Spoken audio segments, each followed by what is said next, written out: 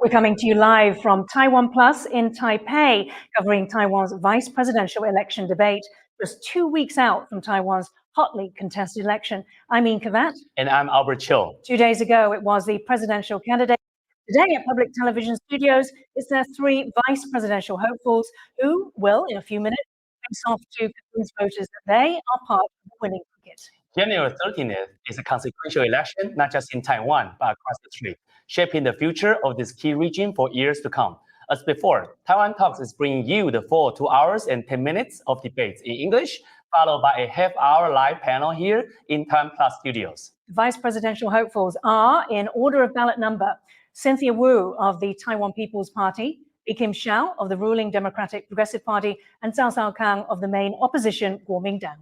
In the first hour of the debate, the candidates will have 8 minutes each to present their candidacy, followed by a combined 28 minutes media question to answer session. For local media, we'll pose questions to each candidate with 2 minutes to respond. In the second hour of the debate, each candidate will get the chance to pose 3 questions to their rivals, with 2 minutes again for those responses. Finally, each VP hopeful will have a 5-minute wrap-up. So let's go directly to Taiwan's vice presidential TV debate, which is again moderated by public television studio's chairman, Ren Hu. For presidential candidates, vice presidential candidates. And now I would like to introduce the 3 candidates for the vice presidency. According to our lot drawing previously, I would like to first introduce Ms. Xiao Bikim from the DPP. Our second candidate is Ms. Cynthia Wu from the TPP. Our third candidate is Mr. Zhao Kang from the KMT.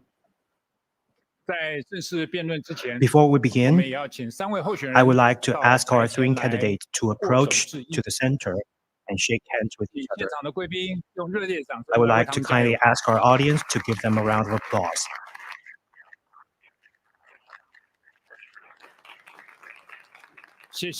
Thank you. Please return to your podium. So in today, the proceedings will be similar to that of the presidential debate. There are 4 sessions. In the first session, we will have the candidates' opening statements, and then media will pose questions to each candidate, and then we will have the cross-examination from the candidates. In the final session, we will have candidates give their closing statements. We have 11 media outlets to co-host the debates.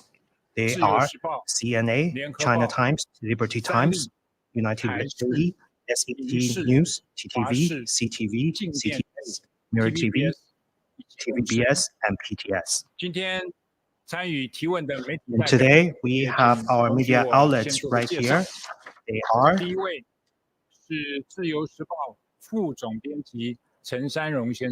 Mr. Chen Shanrong from Liberty Times. Our representative is Mr. Xu Zhongjiang from FTV. And then we have Ms. Tian Yijun from TVB's News. Our final representative is from United Daily News, Mr. Wang Maozhen. Our debate is about to begin. I would like to make a gentle reminder to our 3 candidates. Throughout the debate, there will be no ringing of bells. Right in front of you, you will see a timer. When your time is up, your microphone will be muted within 5 seconds. At the same time, I would like to kindly ask our member of audience to remain silent, do not clap or yell. In the first session, we will have our candidates to deliver their opening statements. According to our law drawing previously, we will invite Ms. Xiao Bikim from the DPP to deliver her opening remarks. You have 8 minutes, please. Moderator, members of the press, Ms. Wu, Mr. Zhao, and also my fellow citizens watching on TV and online. Good afternoon. First of all, I would like to wish you a happy 2024. Thank you for taking part in this very important occasion with us on the very first day of the year. In less than 2 weeks, we will be voting for the president of the Republic of China, Taiwan. A lot of media has described this as one of the most important elections in 2024. We are all anticipating the leaders that we will be voting for this country. It is not just relevant for the future of Taiwan, it is also very decisive in deciding whether we can walk on the right path to strengthen our nation with the world, or are we going to be a source of risk? This is really relevant to global peace and security. Over the last 8 years, because of the right policies, we have strengthened Taiwan. We no longer have low wages. We were able to depart from economic stagnation. We have become more important in global supply chain. We have more friends standing with us globally. We have more opportunities in the reshifting of global supply chain. The global circumstances are rapidly changing. We are now faced with 3 major changes. The first changing circumstance is the economic restructuring globally. We are seeing the reshifting of global supply chains, especially in the high-tech sector, as well as the Russian war, the Russian-Ukraine war. And also, we are seeing how China's economy has a lot of uncertainties. There's also challenges posed by the pandemic. In the face of these changes over the last 8 years, President Tsai, with the 6 core industry advancements, with the momentum of transforming our energy sector, we are making our supply chains more competitive, and we are advancing, upgrading our economy. Now, Taiwan plays a critical role, indispensable role in the global supply chain. We have also expanded our social infrastructure, 30% increase, so that we can continue to strengthen Taiwan economically. And also, because of our economic development, we got to share the fruits and invest socially. For example, we have more increase in wages, we have expansion in childcare, long-term healthcare, we have eased the burden of people, we have taken care of people's economic well-being. The second change are the uncertainties in geopoliticals. We are seeing a lot of the conflicts between the rivalry between China and the United States, and also the Russian-Ukraine war. Globally, we are all identifying, we are all responding to these new changes. Together with like-minded nations, we are developing better, stronger friendship. We are trying to maintain, to preserve the peaceful status quo. And this is the common denominator shared globally. With calm, not provoking, we want to carefully handle cross-strait relations. And this is why Taiwan has become a reliable global partner.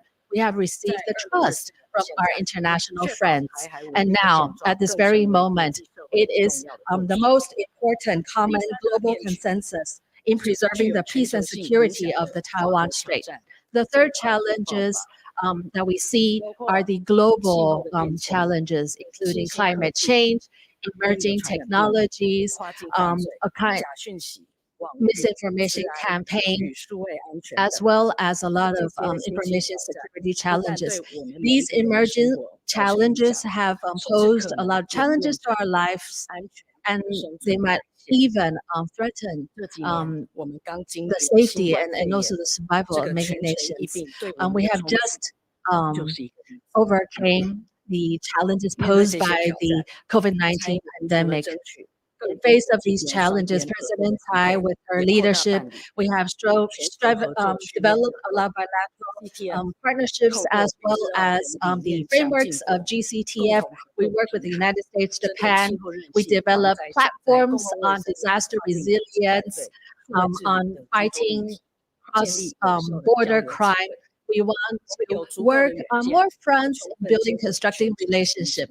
We want to align ourselves with the international developments so that we can better respond, we can better strategize, so that we can seize many of these opportunities of global cooperation. In the future, our leaders must have this global vision. We must have the wisdom and the capability to respond to these global trends.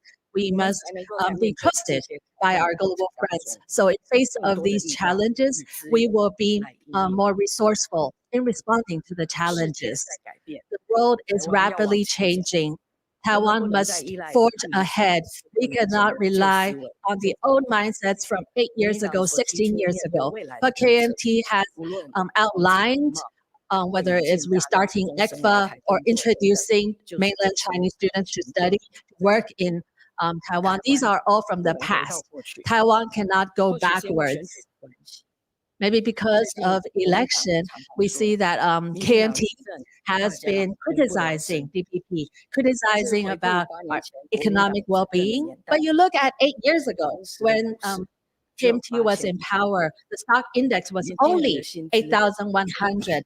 The salary of the young people was stagnating, less than 22,000. There was not enough social safety net. And now our GDP per capita has exceeded that of Korea, $33,000 for our GDP per capita. We are leading in our economy. As for our exports, has increased by 70%. We are also seeing expansion in childcare, in long-term care. We are seeing a lot of investments in our social safety nets. And now for the labor insurance fund, it has exceeded $200 million. Looking at all kinds of international rankings, Taiwan is becoming more and more competitive. We are also seeing reshoring of Taiwanese businesses and also an increase in our foreign direct investments. We are seeing new record-breaking numbers compared to past and to President Tsai's leadership. We can clearly see the progress. DPP is better at looking after the people, growing our economy, and we should continue this right path. Of course, there are some people who are left behind who need more care. So we try to increase salary. We want to reduce tax, cut tax. We want to provide the necessary support. We also will constantly, dynamically improve our programs to deliver better services, to walk the right path so that all of our future generation can live a better life. Now we would like to have Ms. Cynthia Wu from TPP for her opening statements. You have 8 minutes. Moderator, my fellow candidates, members of the press, and also all the viewers watching on TV and online, good afternoon. I'm Cynthia Wu. Please call me I Will Win. That's how my name sounds in Taiwanese. I'm the only candidate with financial experience. So I believe that we should talk more about the economy rather than talking about the blue-green divide. I hope that the government can work with the private sector so that we can become, again, the leader of the Asian tigers. We want Taiwan to win again. 20 years ago, I left the financial industry in London and I came back to Taiwan and I got my life insurance salesperson registration card.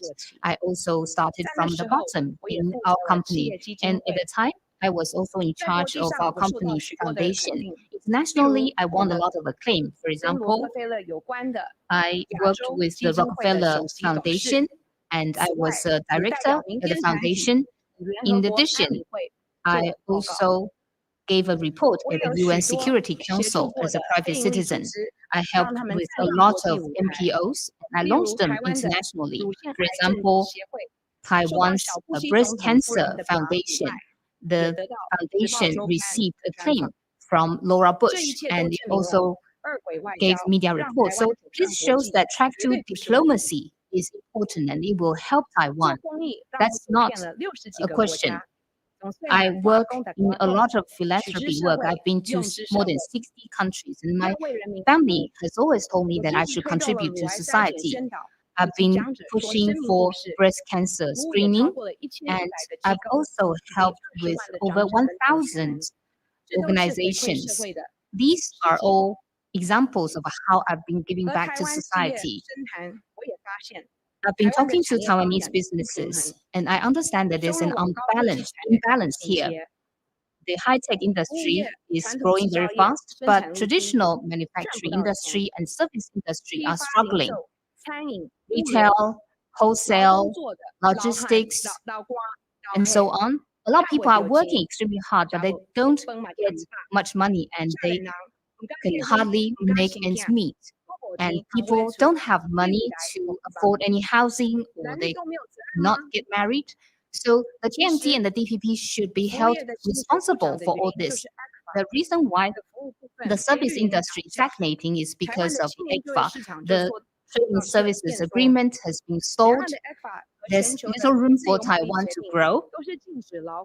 And there's also restriction regarding labor mobility.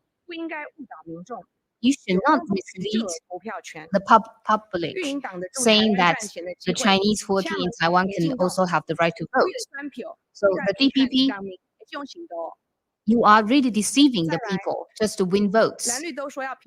Both the TMT and the DPP say that they want to work on the economy and also to upgrade our industries. But in the last 8 years, how come the Taiwanese economy is still stagnating?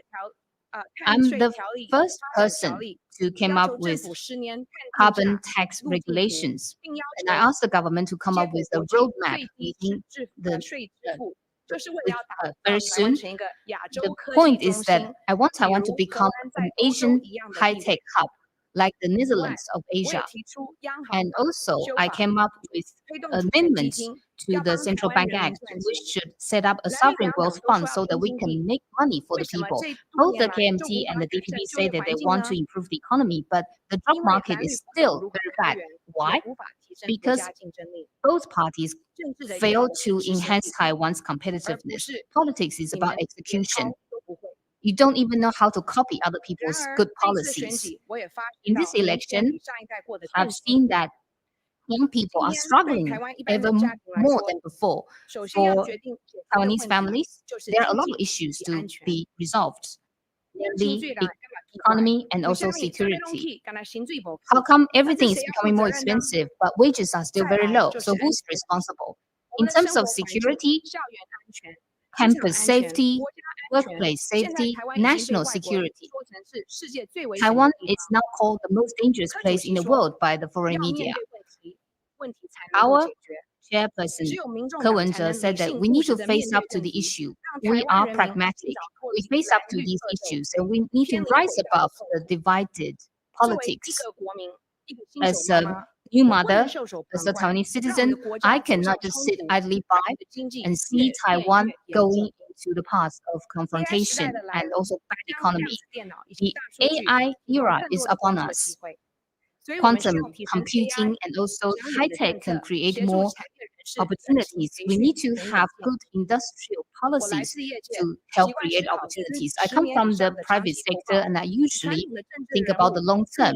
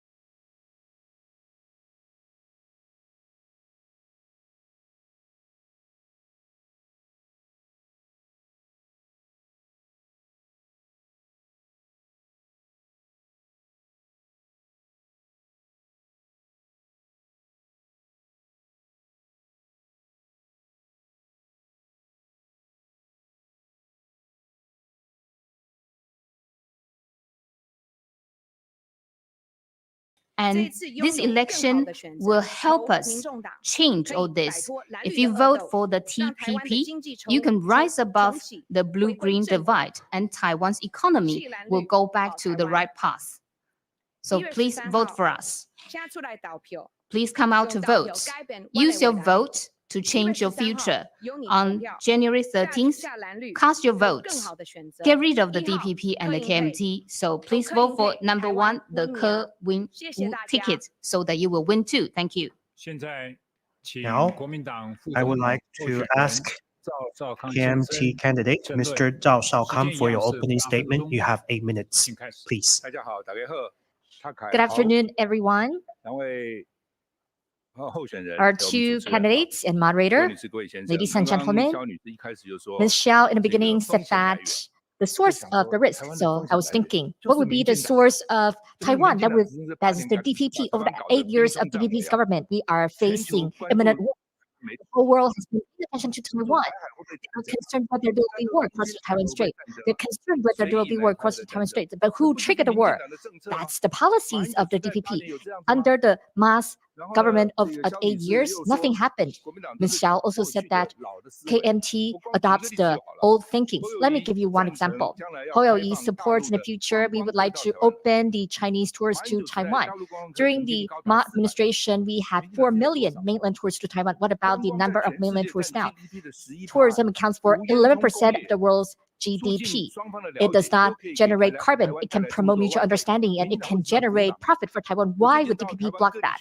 I travel around Taiwan.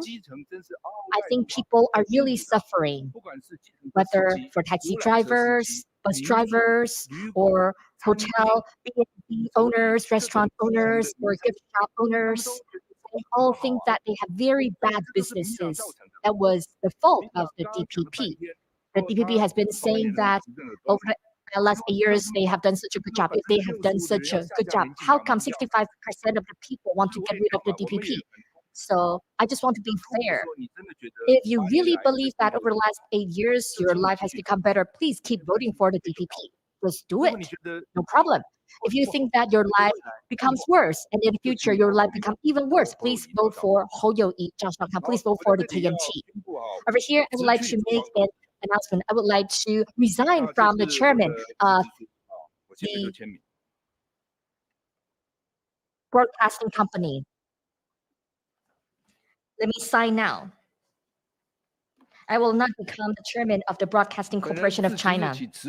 Starting today, I resign from the chairman and also general manager and a director status of BCC. So today, I've been waiting for Lai Ching-te. I've been waiting, on and on and on. He does nothing. Mr. Lai, he has the illegal property in Wanli, and also the illegal house was also rented by the National Security Bureau, and he said 20 security guards to protect that. They need to repair, they need to pay for the rental services. So he said 20 people to guard that place. This is illegal property, and he doesn't own property. It's owned by his son. So I did the math. 20 people, so $50,000 for the salary. So 1 month, 1 million. So 1 year, 12 million. 4 years, 48 million. And also think about all the expenses and also food. So totally 70 million NT dollars for 4 years for this illegal property. Mr. Lai Ching-te, isn't it corruption? Isn't it bribery and corruption? Are you going to be responsible? Also, Lai Ching-te having this illegal property, how has he handled that? Even Yu Qian, a member of DPP, said that just get rid of it, just tear it down. And the mother of Mr. Ke did that, but we want Mr. Lai to do so. He didn't. When the country is in danger, if you handle important affairs like that, we are really worried. So tears can solve all the problems. You cry 5 times, even 50 times won't solve the problem. I also want to change the name of the ROC. When crisis happen, how are you going to address that? So I'm really worried for all of the people of Taiwan. And just recently, the former Wang Huibo, Dr. Wang Huibo, he graduated from NTU. He said when Mr. Lai was the legislator, he boycotted for the drugs for psychiatric department. he even lobbied for the use of medication. And Dr. Wang said no. So Mr. Lai cut out his budget and he cut off or froze $8 million from the budget. Mr. Lai, please come on and explain. I was legislator for 3 years. I've never had any lobbying. As a legislator, how can you lobby for that? How can you do that? Dr. Wang publicly accused you of doing that. When you were a legislator, you have this kind of illegal lobbying. You're the vice president, your house is guarded by the security officers. You spent $70 million for 4 years. If you become the president, what's going to happen? I think you are worse than President Chen Shui-bian. When Mr. Chen was a legislator, at least I've never heard any corruption cases. Well, I know he is corrupt when he was president. You were corrupt when you were legislator, vice president. If you become president, what could happen? In addition to resigning from the chairman of BCC, also, Mr. Lai has said that, well, I would outshine Mr. Ho, Lai Ching-de. You have studied the Constitution. The Constitution regulates that the vice president will be the backup head of state. How can I outshine my president? I also reflect on myself. What would be the role of the backup head of state? Seems like I don't need to do anything. So that's why Annette Lu, the former vice president, said that she is just occupied in that office. And a lot of people are complaining about the post of vice president. Well, if the VP is just a backup head of state, I just want to make an announcement. If I become vice president in the next 4 years, I will not take any single dollar of the salary as vice president. I don't want any benefit as vice president.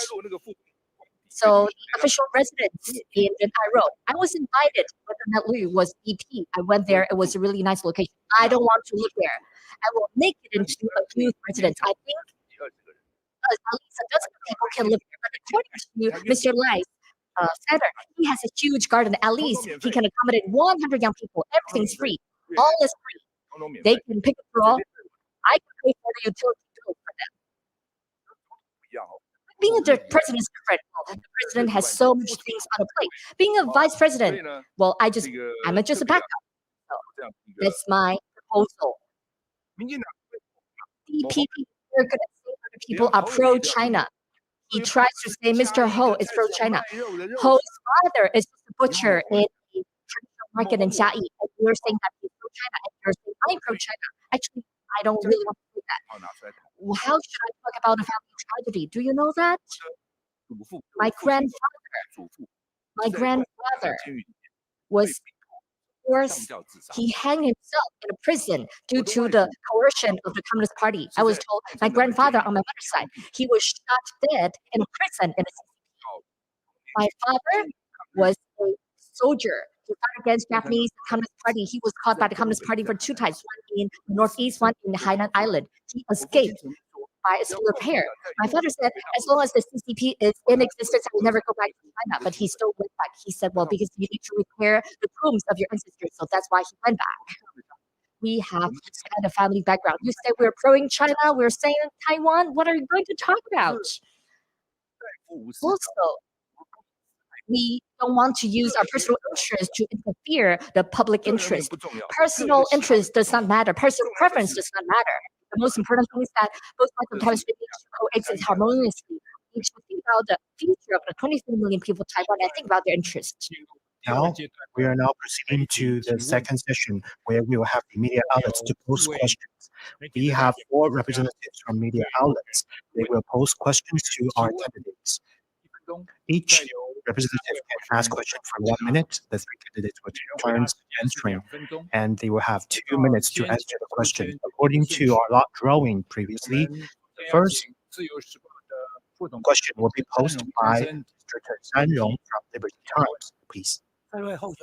Dear candidates, good afternoon. On behalf of the Liberty Times, I would like to ask a question. First of all, I would like to ask Ms. Khim. We know that Taiwan is actually blocked by China in terms of our diplomacy. Once you're elected as vice president, how are you going to support the president to break through the situation and to make progress in our diplomacy? If this cross-strait relations stays in the conundrum, how are we going to let Taiwan join more international organizations? The same question I would like to ask Ms. Cynthia Wu and Mr. Zhao Shaokang. criticize DPP's diplomacy and other policies. You're claiming that they are doing a bad job. Once you are elected as vice president, you will also face the pressure from China. What are the other ways that you can do to expand Taiwan's diplomatic situation? How are you going to raise the number of our diplomatic allies? Thank you. Ms. Xiaobi Kim, your turn. You have 2 minutes. Thank you, Mr. Chen, for your question. So Taiwan's international circumstances indeed is very challenging. Over the last couple of years, I was standing at the front line working with all the diplomats, and indeed we encountered a lot of challenges. How China is trying to isolate Taiwan internationally. This is the main cause. But we try to overcome all the difficulties. We want to identify breakthrough opportunities. The first is we work with like-minded allies. We deepen our cooperation. Over the last couple of years, I've accumulated a lot of experience. As for in the future, I will help the president in deepening, broadening our relationship with our like-minded partners. It is important that we be pragmatic. A pragmatic approach. We identify the relevant issues we can have breakthroughs. For example, we don't have an official relationship with the US. We cannot sign any official treaty, but we have long been burdened by the double taxation issue. So we work with the U.S. Congress. We have a special act that supports our Taiwanese businesses for their investment in the U.S. so that they can prevent double taxation. We also see a lot of these American companies, global companies like Micron, Google, Amazon, they have expanded their investments in Taiwan. So with great pragmatism, we want to address a lot of the challenges. We want to strengthen our economic tenacity. It is also very important that we broaden and deepen our participation in international organizations. And that's why with the US, Japan, Australia, we have the regular GCTF forums. And through these platforms, we want to deepen our partnership with our friends. We can broaden our international participation. We want to be responsible partners. Yeah, you have. Thank you very much for your question. Of course, Taiwan is facing diplomatic difficulties. No one is saying that it's easy for Taiwan. But recently, I attended COP28. I think that the Ministry of Foreign Affairs is basically a sham. Well, I only have limited time, but I in fact have a list of information, like dialogue with the Ministry of Foreign Affairs. I can share the information with you. I also want to ask the Ministry of Foreign Affairs to update official website. Maybe we can talk about this later. Well, as the Vice President, how can I help the President to promote Taiwan in the international community? First of all, we have to focus on track to dialogue, track to diplomacy. We also have to look at bilateral investment agreements. For example, Taiwan has signed more than 30 BIAs and FTAs. We are not a member of many international organizations, but this doesn't stop us from seeking friends internationally. I talked about the sovereign growth fund. The central bank here said that Taiwan is not an IMF member, but there are also measures such as credit line swaps between central banks themselves. So in time of volatility, such swaps can help us as well. So no one is stopping us from signing bilateral agreements. And our regulations also have to be interoperable. For example, I talked about the EU's GDPR and also minimum taxes. As long as we can bring us in line with international standards, I believe that we can attract more investment into Taiwan, and this will make Taiwan even more important. Now, if we only have one big company like TSMC that is internationally significant, then we cannot do more. We should do more. Mr. Zhao Shaokang, you have 2 minutes, please. The Minister of Foreign Affairs, Frederick Chen, said that the mainland policy is actually very important in the diplomatic policy. The DPP did not believe that, so that's why we lost 9 diplomatic allies. Over the 8 years of DPP, what have they done diplomatically? They lost 9 diplomatic allies. Any international organizations, have we joined in?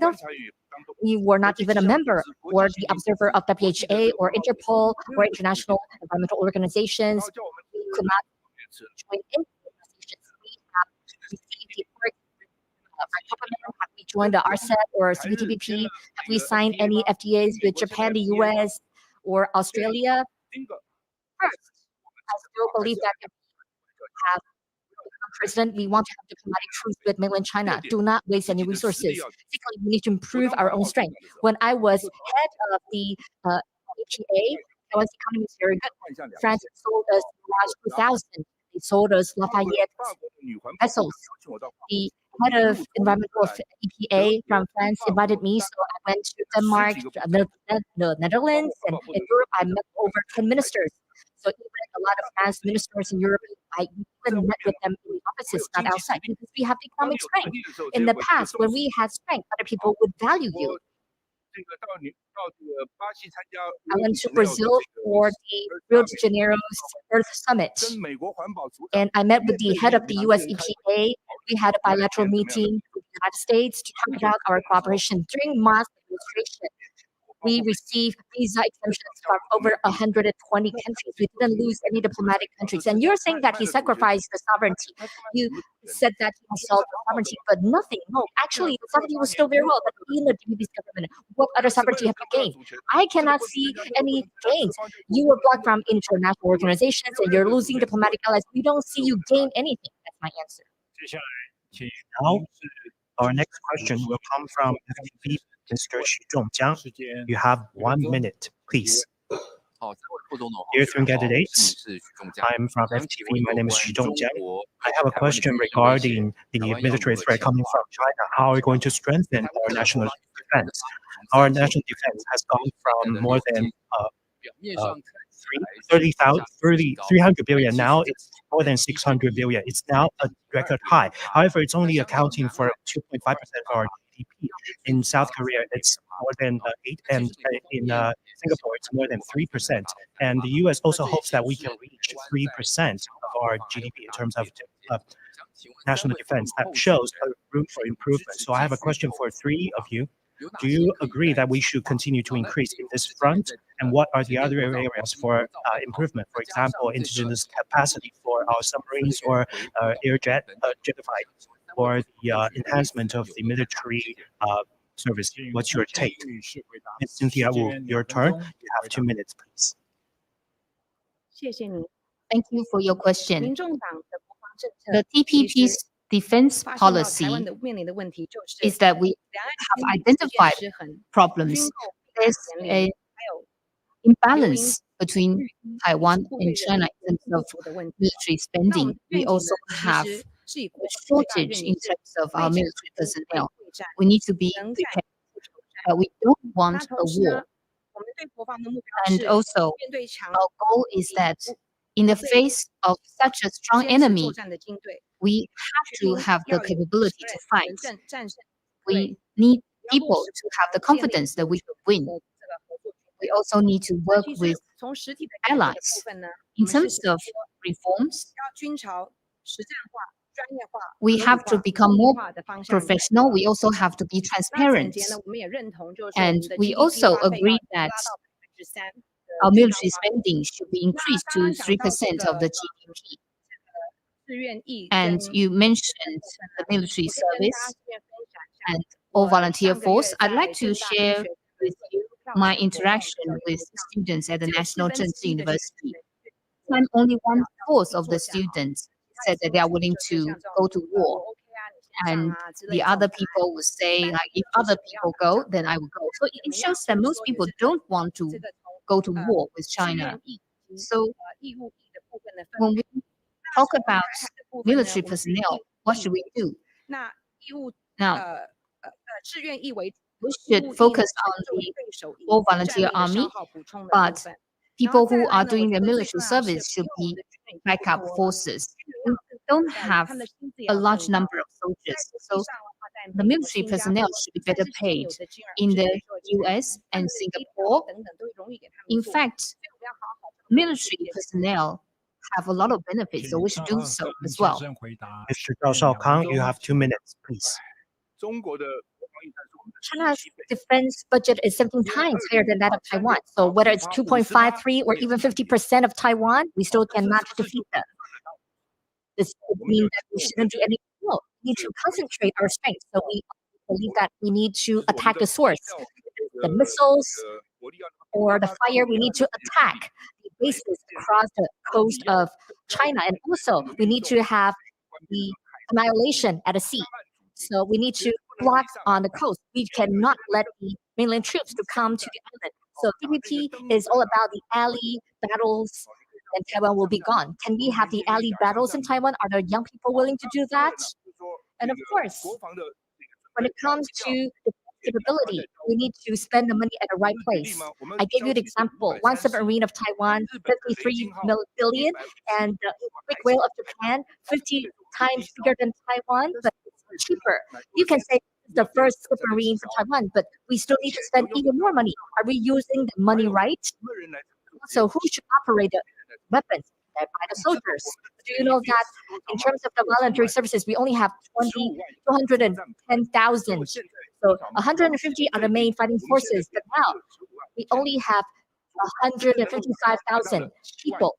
Only 70,000 people can use the gun to fight, and we have the full reserve forces, but we do not have the primary force. And how can they fight? No matter how good weapons are, can they really fight? So the salary is way too low. For the private, they only have like $36,000 $80. So in the future, the fighting troops, we need to at least give them $20,000 more. We need to pay bonuses to encourage the right people. I think that's just reasonable salary. It's not really high salary. So we need to recruit those who are really to serve the people. We need to have the professional soldiers. We cannot rely on the conscription. We have to have the voluntary forces. Once we have the professional forces, so we have the capability. Shall begin. You have 2 minutes, please. So before we propose our solution, I would first like to respond and also to clarify a number of fake news that were brought up. First of all, Mr. Zhao, you mentioned that DPP is the source of risk of cross-strait relations, and this is against international understanding. Globally, we all know that the source of cross-strait tension is CCP. It's not DPP. You look at the situation in the South China Sea, in the you see that Japan's military defense has also increased significantly, not because of DPP. It is because of CPC expansion and also all of their saber rattling. And then Ms. Wu, you talked about the military scandals, and the KMT also talked about this. But what I want to share with you is that a lot of our talents, they work beyond party lines. We should recognize the contribution of all of our professionals, all their talents. We have three very good directions in terms of bolstering our defense capabilities. We need to enhance training, more rigorous training for all of our military personnel, modernize these trainings. Secondly, in terms of elevating, upgrading our capabilities, we have those that are procured from abroad and also our indigenous systems. For those that we can produce ourselves, we produce them. Otherwise, we procure them from abroad. When I served as the U.S. ambassador, we also have a lot of these technical transfer centers. So, like for example, for F-16 fighter jets, we have the capability to manufacture the parts. The indigenous capabilities is also very important for us, and then we also want to work with like-minded partners. We are not trying to be on the offense side. We want to ensure cross-strait peace, and that is why deterrence is so important. We want to have the strength to preserve regional peace and stability, and this is regional consensus. Question will come from TVBS. Ms. Chen Yijun, you have 1 minute. My three candidates. Good afternoon. In 2016, the President Tsai finished political turnover. She said she would like to create a solidarity in Taiwan, but we didn't see that. From the perspective of the media, this presidential election has seen way too many negative maneuvers. You can see different people from different sides attacking each other. Cyber armies are attacking each other, and we are seeing confrontations in Taiwan. So, I would like to ask our three candidates, how are you going to create solidarity in Taiwan if you are elected? Please be precise and concrete.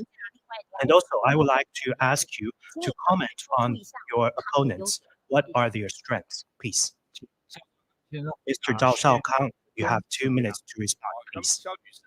Ms. Xiao has done a very good job when she was in the United States. I think that's her strength. And Ms. Wu, I think she knows about finance. I think that's also her strength.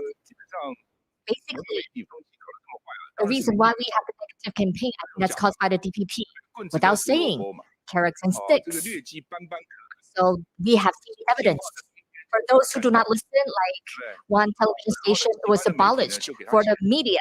They give them billions of dollars. So the government budget is all very clear.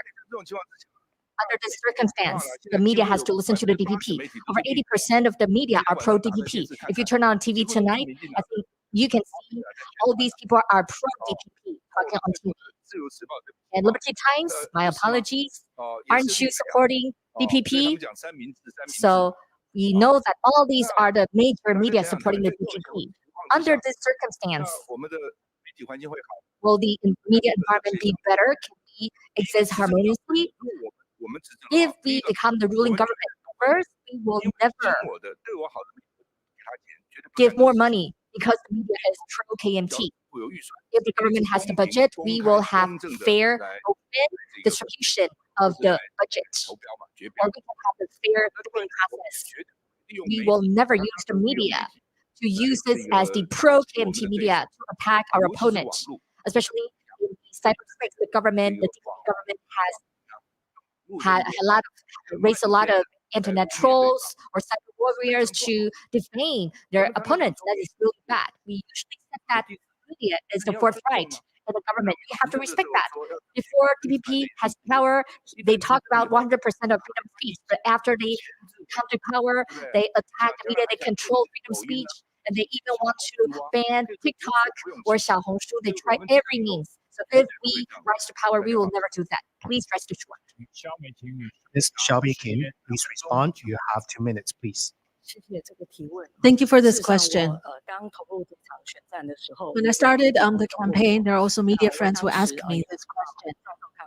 And I also complimented that Mr. Zhao, he is very eloquent. As for Ms. Wu, she is very, like she has this passion to contribute her talents to the nation. As for today, this presidential election, this is not a talk show. Here on this platform, we're talking about discussing about the future of our country. There's a lot of hostility. It's actually part of the interference, the influence campaign by China. They want to divide our society. And also, we see a lot of these silos on social media platforms blocking a lot of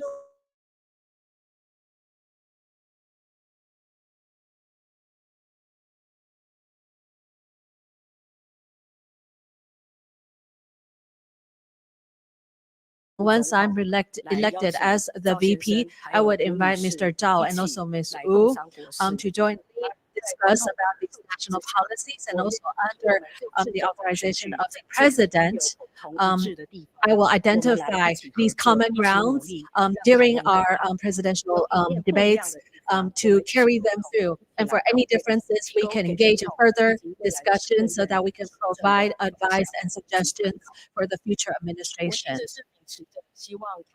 I hope Taiwan can become more united.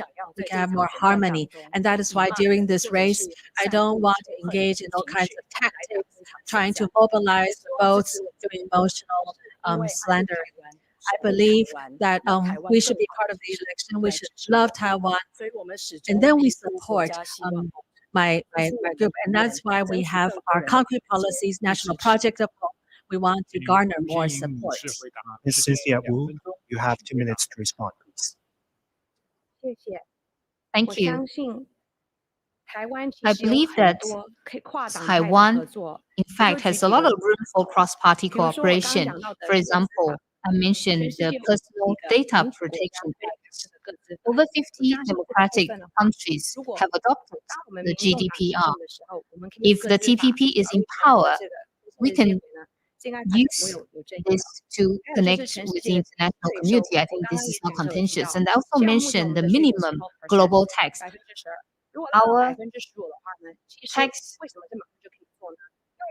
Our tax rate is 12%. If we raise to 15%, then there's a 3% difference. I think that we can keep this money in Taiwan so that we can increase investment. In addition, we can also help our industries to go through green transformation. Net zero, of course, is a very important global goal. And how do industries try to transform? Next year, the EU's CBAM, the Carbon Border Adjustment Mechanism, will affect more than 19,000 companies in Taiwan, and it will also have an impact on exports worth of 50 billion Taiwan dollars. A lot of companies in Taiwan are, of course, buying fossil fuel in Taiwan, and this kind of mechanism, CBAM, will not be beneficial to them. In addition to CBAM, the U.S. Clean Competition Act will also have an impact on our economy, RE100 as well. I'm sure that no ruling party will want our businesses to go bankrupt. Now, our chairman, He Wen-je, he has insisted on scientific approaches and he is not corrupt. So for a variety of issues, including labor insurance and so on, Dr. Ke will try to solve the problems. Our final question will come from United Daily. Mr. Wang Maozhen, you have the floor, please. Our three candidates, on behalf of the United Daily, I would like to ask questions. The ROC Constitution has actually been the core when it comes to cross-strait issues. So, Mr. Ho, you said the ROC Constitution is the holy grail that protects the cross-strait relations. Lai Ching-te says this is actually a disaster. And Mr. Ke Wen-je from TVB says that he would abide by the ROC Constitution. Last year, U.S. scholars, including Bonnie Glaser, actually wrote an article that says that Taiwan should abide by the ROC Constitution to handle the cross-strait issues. And they also urge Mr. Lai Ching-te, once he is elected, should freeze the Taiwan independence policy platform. So this actually shows that your Taiwan independence policy platforms actually contradict the ROC. So which one is actually the holy grail or that protects Taiwan? Ms. Shall begin your time, please. My running mate, he has already clarified his statement. He said that he is committed to safeguard the Republic of China, Taiwan. As for the Republic of China Constitution, we are running this election based on the Republic of China Constitution. And once we are elected, we will also act upon the Constitution, and the flag of ours will continue raised in front of the presidential hall. We conduct cross-strait affairs in accordance with the Republic of China Constitution, the act governing relations between the people of Taiwan area and the mainland area, and other relevant legislation. And this will be our very consistent approach. The risk that I mentioned is that the KMT candidates, they want to put a synonym on the Republic of China Constitution and the 92 Consensus. Yet, President Xi, he has clearly stated that the 92 Consensus is one China without separate interpretation. 92 Consensus is the same as one country, two systems. Facing such a stance by PRC, do you agree with it? You have to agree with it for it to be a consensus. Otherwise, it's not a so-called consensus. And if there is no consensus, how can you say that 92 Consensus is a sacred protection? So here, with great pragmatism, we need to face and handle cross-strait relations with such rationale. I talked about the Constitution and the act governing relations between the people of Taiwan area and the mainland area. We also are very clear that it is majority consensus in Taiwan and in supporting this cross-strait status quo. So we will continue to safeguard our democracy and a peaceful status quo. Ms. Cynthia Wu, you have the floor. You have 2 minutes. So from 1996 to now, the China factor has always been a dominant factor in Taiwan's presidential elections. The KMT is pro-China, the DPP is anti-China, but where is Taiwan? So this is an issue for the DPP and the KMT. For our party, we need to cooperate with China when we must. We need to confront China when we must. And our chairman, He Wen-je, and me, we both support status quo. We want Taiwan autonomy and also cross-strait peace. So basically, we want a Republic of China that is Taiwan-centered. Of course, there's peace now, and this is thanks to the foundation of the ROC. We also believe that the two sides need to interact with each other more. Dr. Ke organized the Universiade. He also hosted 8 cross-strait twin city forum. If there's more interaction, there will be more mutual respect. Our chairman often talk about the 5 mutual principles. We need to know, understand, respect, cooperate with, and also make allowances for each other. Lastly, another thing I would like to say is that, most importantly, Taiwan has to enhance its own competitiveness. I studied international relations at university. And within the real politics framework, there are 3 C's: conflict, cooperation, and competition. The DPP goes for conflict. The KMT goes for cooperation. Our party goes for compete. We need to enhance Taiwan's competitiveness, especially from the economic side. Mr. Zhao Shaokang, you have the floor. You have 2 minutes, please. I just want to tell Ms. Xiao, let's have dinner tonight. I want to have porridge, and she said she wants steak. I said, fine, then you enjoy your steak and I have my porridge. So that's consensus. So consensus doesn't mean everything has to be the same. Consensus can still allow for differences. This morning, President Tsai says a bunch of nonsense. As head of state, I really feel that she's not doing her job. She said the Trinity. Well, she bashes 1992 consensus, one country, and also one country, 2 systems.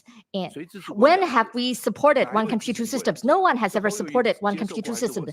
Has Hou You-yi or I accepted one country, 2 systems? We have always opposed one country, 2 systems, and we opposed the CCP's bad actions in Hong Kong. Jimmy Lai is still behind the bars. Tsai Ing-wen is president of the ROC. How come you're using Xi's words as the Bible? You should object to what he said. DPP always keeps asking Xi Jinping. 1992 consensus, one China refers to the ROC. Well, of course, he wouldn't say that. Mr. Xi will also say what he said. So for us, this China means the ROC, not the PRC. You have to force people to the corner and saying that Mr. Xi said that the 1992 consensus, the C refers to the CCP, so there's no consensus. The consensus means that you said what you say, I said what we said. So that's the password. Tsai Ing-wen said the Trinity is that disaster. Let me tell you what is a disaster. Lai Ching-te has Taiwan independence and wars. That would be the major disaster. So the Constitution connected to the 1992 consensus is a risk. It's not a risk. The Constitution connects to the 1992 consensus is the 1992 consensus. So I will never change my name. I'll not change my action. If you change my name, I'm still myself. So I'm still the ROC. Our second session of the media question has now come to an end. We will now take a 10-minute break. I would like to ask our audiences to give our candidates a round of applause. Thank you. We've just completed the initial round of the vice presidential TV debates. The last part, there was representative from 4 media asking questions with the 3 candidates responding. We've compiled some highlights of that. Let's take a look. The second change are the uncertainties in geopoliticals. We are seeing a lot of the conflicts between the rivalry between China and United States, and also the Russian-Ukraine war. Globally, we are all identifying, we are all responding to these new changes. Together with like-minded nations, we are developing better, stronger friendship. We are trying to maintain, to preserve the peaceful status quo. And this is a common denominator shared globally. With calm, not provoking, we want to carefully handle cross-strait relations. And this is why Taiwan has become a reliable global partner. We have received the trust from our international friends. And now, at this very moment, it is the most important common global consensus in preserving the peace and security of the Taiwan Strait. The third challenges that we see are the global challenges, including climate change, emerging technologies, misinformation campaign, as well as a lot of information security challenges. These emerging challenges have posed a lot of challenges to our lives, and they might even threaten the safety and also the survival of many nations. We have just overcame the challenges posed by the COVID-19 pandemic. In face of these challenges, President Tsai, with her leadership, we have developed a lot of bilateral partnerships, as well as the frameworks of GCTF. We work with the United States, Japan. We develop platforms on disaster resilience, on fighting cross-border crime. We want to work on more fronts in building constructing relationship. The reason why the service industry is stagnating is because of the ECFA. The trading services agreement has been stalled. There's little room for Taiwan to grow. And there's also restriction regarding labor mobility. You should not mislead the public, saying that the Chinese working in Taiwan can also have the right to vote. So the DPP, you are really deceiving the people just to win votes. Both the KMT and the DPP say that they want to work on the economy and also to upgrade our industries. But in the last 8 years, how come the Taiwanese economy is still stagnating? I'm the first person to come up with carbon tax regulations, and I asked the government to come up with a roadmap within very soon. The point is that I want Taiwan to become an Asian high-tech hub, like the Netherlands of Asia. And also, I came up with amendments to the Central Bank Act, which should set up a sovereign wealth fund so that we can make money for the people. Both the KMT and the DPP say that they want to improve the economy, but the job market is still very bad. Why? Because both parties fail to enhance Taiwan's competitiveness. Politics is about execution. You don't even know how to copy other people's good policies.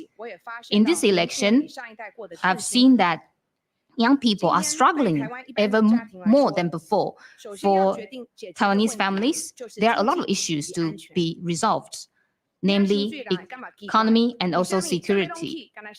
How come everything is becoming more expensive, but wages are still very low? So who's responsible? In terms of security, campus safety, workplace safety, national security, Taiwan is now called the most dangerous place in the world by the foreign media. Ms. Hsiao in the beginning said that the source of the risk. So I was thinking, what would be the source of Taiwan? That's the DPP. Over the 8 years of DPP's government, we are facing imminent wars. The whole world has been paying attention to Taiwan. They are concerned whether there will be war across the Taiwan Strait. They're concerned whether there will be war across the Taiwan Strait. But who triggered the war? That's the policies of the DPP. Under the mass government of 8 years, nothing happened. Ms. Hsiao also said that KMT adopts the old thinking. Let me give you one example. HOYOE supports in the future, we would like to open the Chinese tours to Taiwan. During the Ma administration, we had 4 million mainland tours to Taiwan. What about the number of mainland tours now? Tourism accounts for 11% of the world's GDP. It does not generate carbon. It can promote mutual understanding and it can generate profit for Taiwan. Why would DPP block that? I travel around Taiwan. I think people are really suffering, whether for taxi drivers, bus drivers, or hotel, B&B owners, restaurant owners, or gift shop owners. They all think that they have very bad businesses. That was the fault of the DPP. The DPP has been saying that over the last 8 years, they have done such a good job. If they have done such a good job, how come 65% of the people want to get rid of the DPP? So I just want to be fair. If you really believe that over the last 8 years, your life has become better, please keep voting for the DPP. Just do it. No problem. If you think that your life becomes worse and in the future your life becomes even worse, please vote for Hou You-yi, Zhao Shangkan. Please vote for the KMT. Over here, I would like to make an announcement. I would like to resign from the chairman of the broadcasting company. Let me sign now. I will not become the chairman of the Broadcasting Corporation of China. Starting today, I resign from the chairman and also general manager and a director status of BCC. So date is today. I've been waiting for Lai Qingde. I've been waiting, on and on and on. He does nothing. You're watching Taiwan Plus, and we're bringing you Taiwan's vice presidential election debate. We've got plenty more coming up. Let's go to a short break. Stay with us.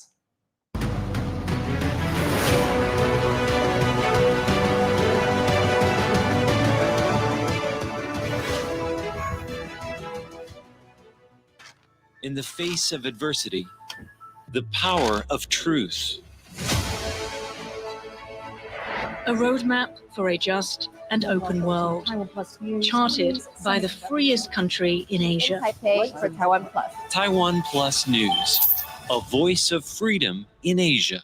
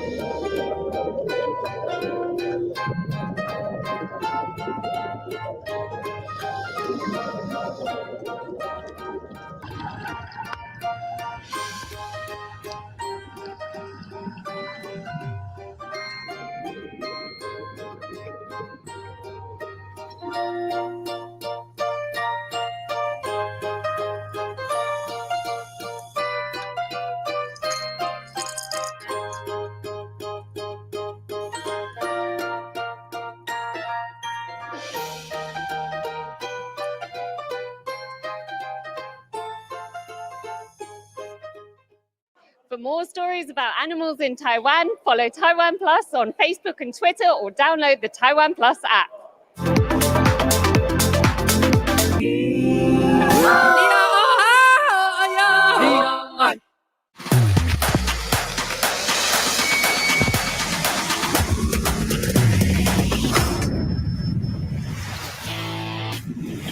There's so many things that I wish the world could see. It is amazing to watch this captain maneuver this giant ship. It takes 3 days to cook this. The flavor is unbelievable, incredible. And it's my turn to make something inspired by Chef Gore. It's going to be quite a challenge. Can you imagine that? It's surreal. Yes, so real. I can't give up. I got some ass kicking to do. Nice move. We're pushing each other to explore and experiment in new, different ways. 5, 4, 3, 2. A warm welcome to Taiwan Plus News. Exploring the issues that matter to you. Not just to Taiwan, the whole world is watching. 很多时候是我们眼睛看不到的地方。We might encounter mishaps and mistakes along the way. But at the end of the day, it just transmits something straight from the heart. Yes. Cheers. Bon appetit. It is about the fun and it's about the glamour and it's also about something much deeper than that. Sometimes you just gotta seize the opportunity. You just gotta do it. I have a place where you're appreciated for you exactly as you are, and where you can shine and be seen.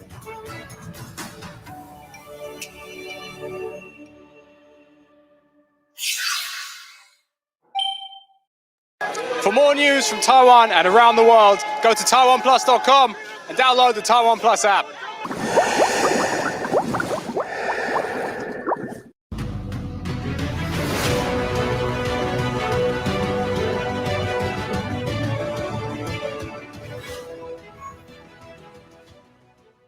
Welcome back to Taiwan Plus and the Taiwan Vice Presidential TV debates. In the next hour, each of the vice presidential candidates, Cynthia Wu of the TPP, Khim-Hsiao of the DPP, and Zhao Shaokang of the KMT, gets to question each other. Will this debate prove more fiery than the presidential election debate? Let's find out. Necessary to propel a country's economy. So your candidates have proposed different policies. Chairperson Ke talked about increasing nuclear power to respectively 18% and KMT 25%.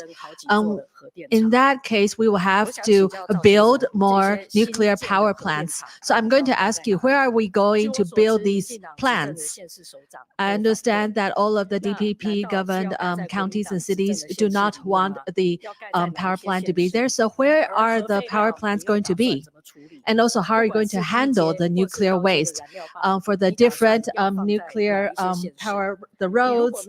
Where are you going to place them? And if we cannot clearly explain to the public, how are you going to expand nuclear energy? That is really irresponsible. So here I want to ask both of you your thoughts. Ms. Cynthia Wu, you have the floor. You have 2 minutes, please.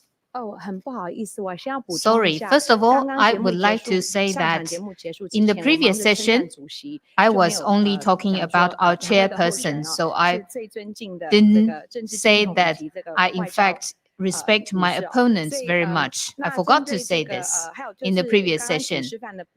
And regarding Mr. Zhao's invitation to dinner, well, Uncle Zhao, you said that you are taking Ms. Hsiao for dinner. I said perhaps we can just go to a buffet and everyone can be happy. You can choose what you want to eat. Okay, nuclear power is obviously a very important issue. I've been following the issue of nuclear energy, and this is, of course, a scientific issue. Now, we cannot use ideology to try to solve the problem. The DPP's nuclear-free homeland by 2025, of course, is about raising the percentage of renewable energy. And you also said that you want to increase the share of renewable energy. Of course, I support renewable energy as well. But the point is, you should not just set a hard limit on nuclear energy in order to develop renewable energy, because this will give rise to a lot of corruption cases, and this can also affect the environment. So the TPP want the nuclear power plants, number 2 and number 3, to extend their services. And number 4, we'll have to look at the issue before we decide. And in Taiwan, we have a lot of manufacturing companies. So we need to take a pragmatic approach in terms of nuclear energy. We should not just be bound by ideology. And for example, at the EU, a lot of countries don't want nuclear energy, but they buy from other countries. We don't have this option in Taiwan. Mr. Zhao Shaokang, you have 2 minutes to respond. Ms. Hsiao just said that we are not responsible. That's really strange. DPP's energy policy is actually really irresponsible. They're asking Taiwan to achieve net zero by 2050, but according to DPP's energy policy, without the use of nuclear, how can you achieve net zero? No matter how many lies you told, how can we achieve net zero by 2050? Ms. Wu just went to Dubai for COP28. US, Japan, France has expressed hope that by 2050, nuclear power will increase by 3 times than now. Haven't you seen that? The US, you respect the US very much. Last year, TPC lost 500 billion, and also CPC lost 500 billion. That was because of the DPP's wrong policy. Natural gas is extremely expensive. Nuclear is cheap. You're not using that. You ask me, where are we going to build a nuclear power plant? Under the first nuclear power plant, actually, it can accommodate 4 units. It only accommodates 2. Originally, a second nuclear power plant had 4 units, but it only has 2. And for a third nuclear power plant, it can accommodate 4, but now it only has 2 units. And for the fourth nuclear power plant, it can accommodate 8, but it only has 2 now. You know nothing about that. For the third nuclear power plant, I went to Pingdong, and that was the government run by the DPP head. The residents are asking for extending the lifespan of the nuclear power plant. So I was really surprised by the local residents. They all want the extension of the lifespan because the people can receive the subsidies and they think it's good. And the nuclear power plants are not dangerous and they can receive high subsidies, so they're really happy. So we want to lower the electricity prices of the country. What about the nuclear waste? Well, you know the United States very well, so we just follow the practice of the United States. So the U.S. will play where the nuclear power, for example, bury it under the ground. We want to have safety protection underground. Over 90% of the countries have nuclear will do so. Can't we do the same? Now, Ms. Cynthia Wu, you can ask your opponents a question. You have 1 minute. So in terms of international relations, I believe that Taiwan needs to focus on financial diplomacy and also bilateral investment. This way we can have good, substantial relationships. In 2022, our top investors are Denmark, Japan, and Australia. So my question for my opponents are, first of all, do you know how much the U.S. has invested in Taiwan? And also, Ms. Xiao, as the Taiwan's envoy to the U.S., we of course see that bilateral relations have been good. Now, TSMC is investing in the U.S.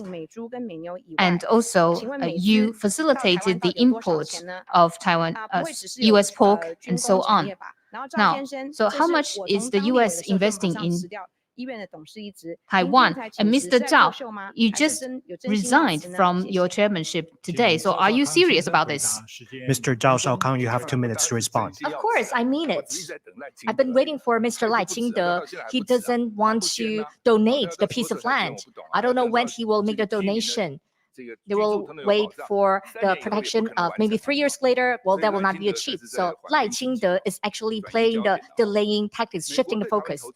What about the U.S. investments in Taiwan? Previously, I didn't want to run for election, so a lot of fund managers in Wall Street came to talk to me.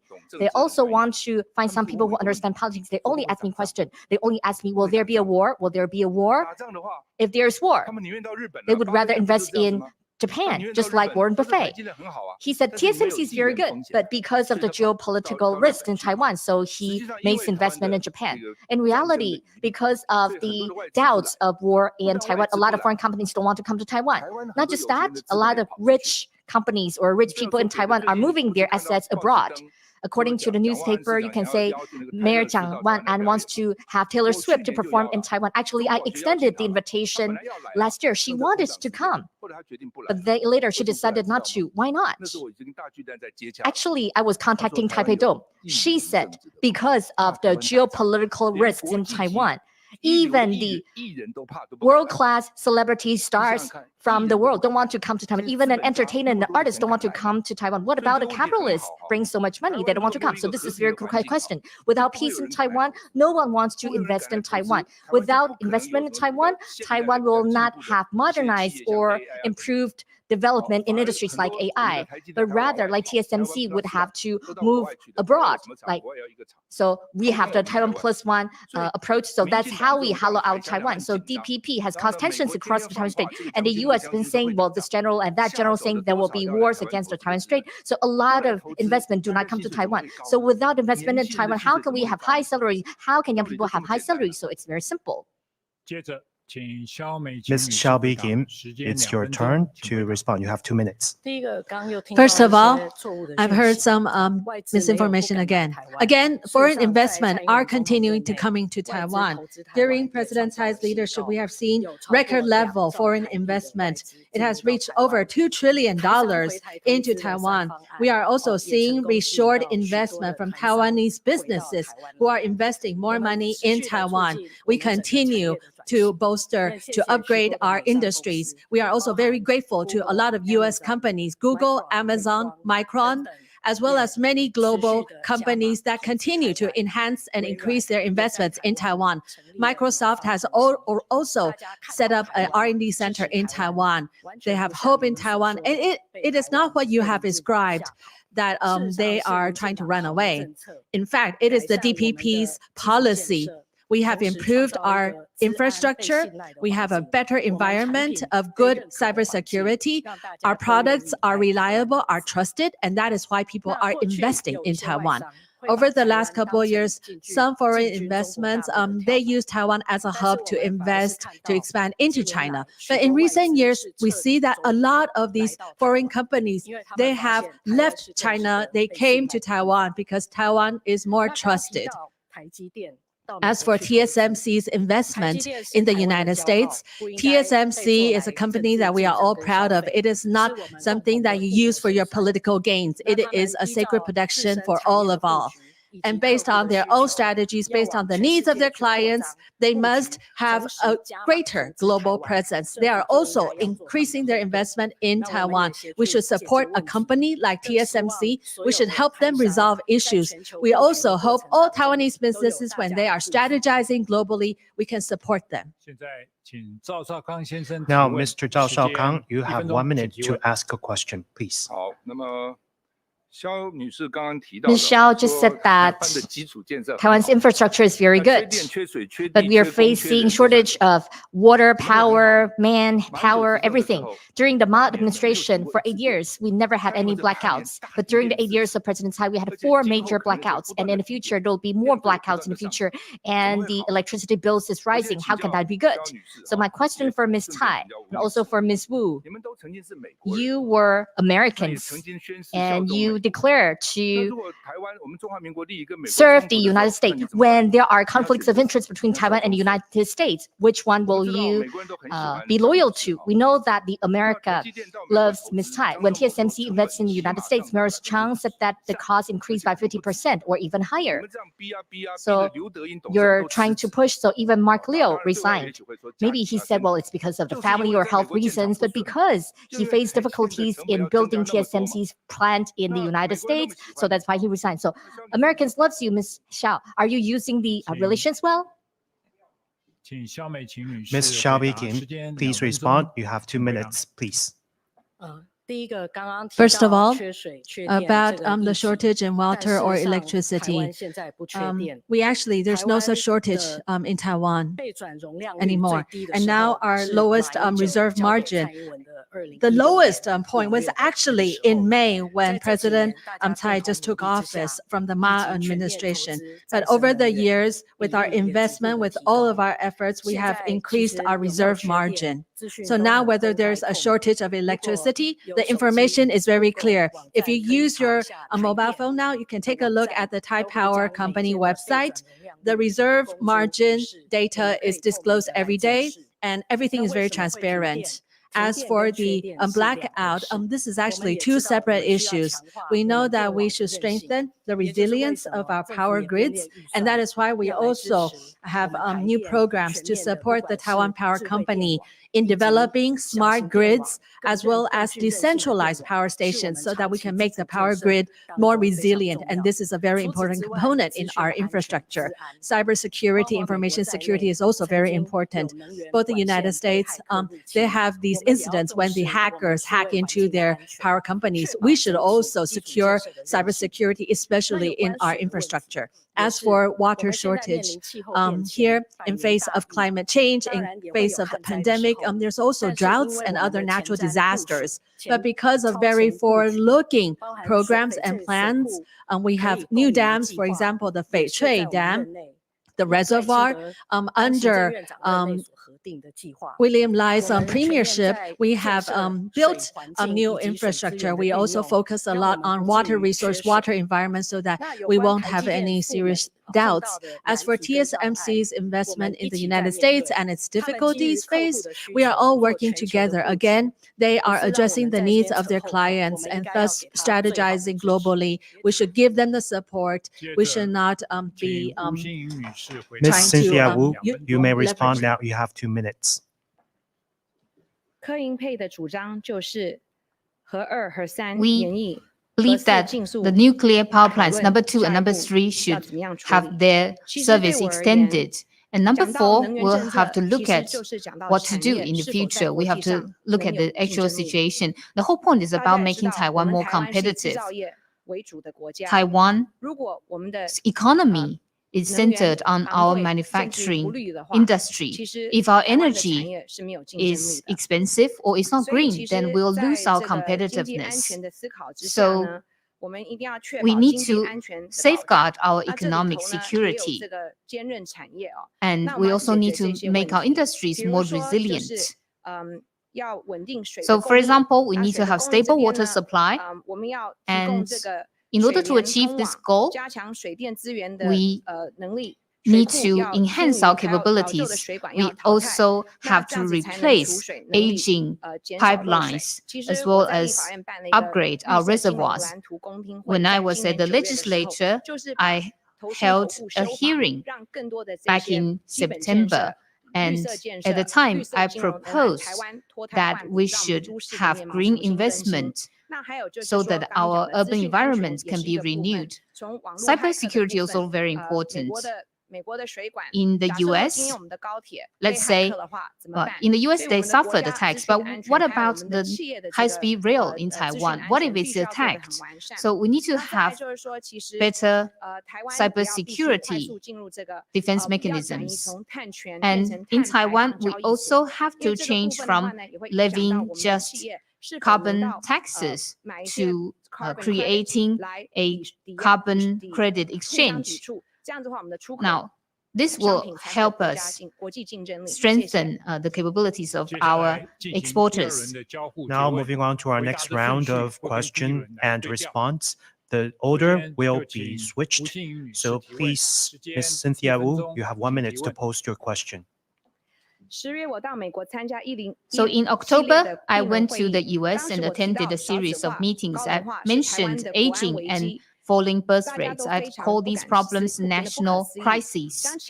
And a lot of people were very surprised by these problems. So in Taiwan, deaths have outnumbered births for 3 years in a row. But what about, and also regarding our pension funds? Our pension funds are on the brink of bankruptcy. I've been pushing for the establishment of sovereign wealth fund in order to finance our pension funds and other social services. So I have a question for my 2 fellow candidates. How do you make sure that the labor insurance will not go bankrupt, and how do you protect all the people? Ms. Xiaobi Kim, you have 2 minutes to respond, please.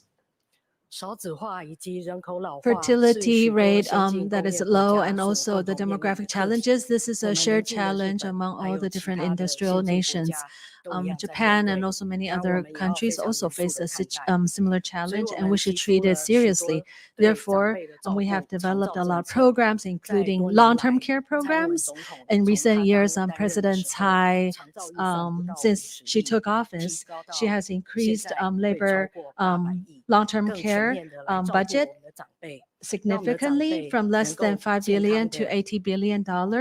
We are also putting in more investments to take care of the retirement life of many. We'd also like to enhance our fertility rate. We have all kinds of subsidies, allowances, tax cuts for families, especially families with children. We hope to encourage those who would like to raise a family to have the means, to have more resources to build and to expand their family.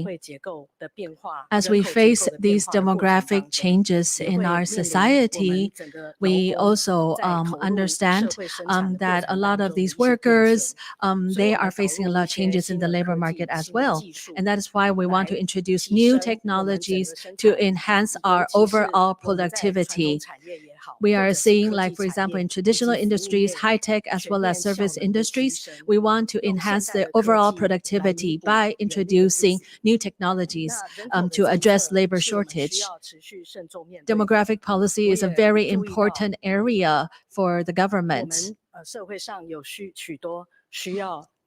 In our society, there's also families who need new technologies to give birth to the next generation. And so we'd like to give them more resources, artificial reproduction, technology, allowances as well. Now, Mr. Zhao Shaokang, you have 2 minutes to respond, please. The low birth issue is indeed very serious. At most, we have 430,000. At the lowest, we only have 130,000. So indeed, we have more deaths than births. Matsu has high birth rate, but in the northern part of Hsinchu, Zhubei, they have also very high birth rate. However, they don't have enough schools because kids need to go to school. So we need to understand why these places have higher birth rate. Also, Hoyoyi has proposed from 0 to 6 years old, the country will pay for the education. And also from 7 to 12, the government will pay for the after-class care. And for those who care for the children at home, we will provide 10,000 per month. And for the third child, we give 1 million NT dollars. And I think keeping a job is also very important for women. So once they have the kids, we don't want the women to lose their job. So we want to keep their job as well as their salary. So you said for the private company, they didn't want to do that. We can start from the public organization. When I was the head of the EPA, I was the first minister to create a nursery for the employees so that my colleagues can take their kids to the office so they can take care of both. So not to mention, we have the breastfeeding room for women. So if the colleagues are willing to have babies, I think that's a good thing for all. That's a good thing for the country. As for the labor pension, well, 10 million people will have to that. So the DPP said that they want to have the reforms for the military and the service people. They want to have the reforms for labor pension. Actually, they did nothing. With such large fund, how are you going to do that? The fund is managed by civil servants. How can they know how to do a good job? Of course, we want the professional managers to manage the fund. If we can have increased 2% of the profit, there will be large amounts of money. So I believe that we can start from the fund management. We want to generate more profit. If we can increase the margin, then that'll be the first. If we can, then we can think of other alternatives. Mr. Zhao Shaokang, you may pose your question. You have 1 minute, please. I have a question for Ms. Xiao. In 2003, on October 20th, you received the weekly standard interview. I'm also curious. Back at that time, you have obtained your master's from Columbia, but they call you the Oakland College graduate. How come they are not saying that you have obtained your master's degree? Well, let's leave that aside. During the interview, you said we no longer identify ourselves as the Republic of China. Meaning, back in 2003, you said we do not identify ourselves at the ROC. So what country do you belong to? So which country are you going to serve? You're running for VP. So which country of VP are you running for? And your president is not identified with the ROC. The vice president is not identified with the ROC. So where are you going to take us? And your proposal has been supported by the United States. Aren't the US scared? Do you think that they're really thinking you're doing a good job? Or you're going to do the good cop and bad cop? Or is the US against your proposal? And also, I want Ms. Wu to respond too. Ms. Cynthia Liao, please respond. You have 2 minutes.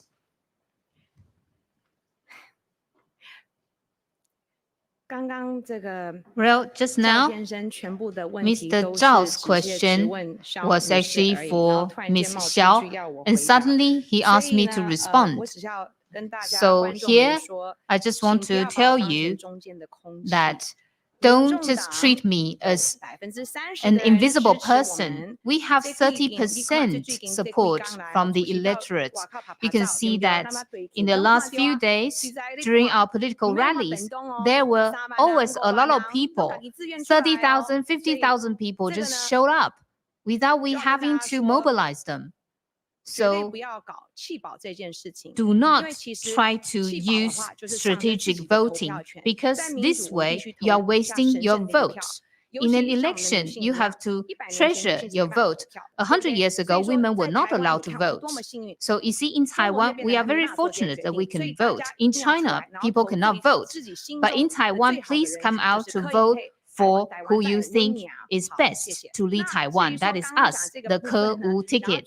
Now, regarding Mr. Zhao's question, the ROC, or who do we identify with?